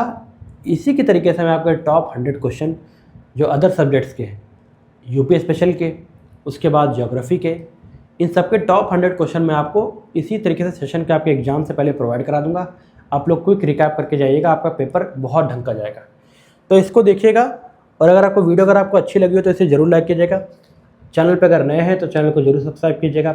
और इसी चैनल पे मैंने आपके हिंदी का संपूर्ण सिलेबस एक साथ करा रखा है, आप लोग जाके जरूर देखिए, बहुत इंपॉर्टेंट है आपके लिए।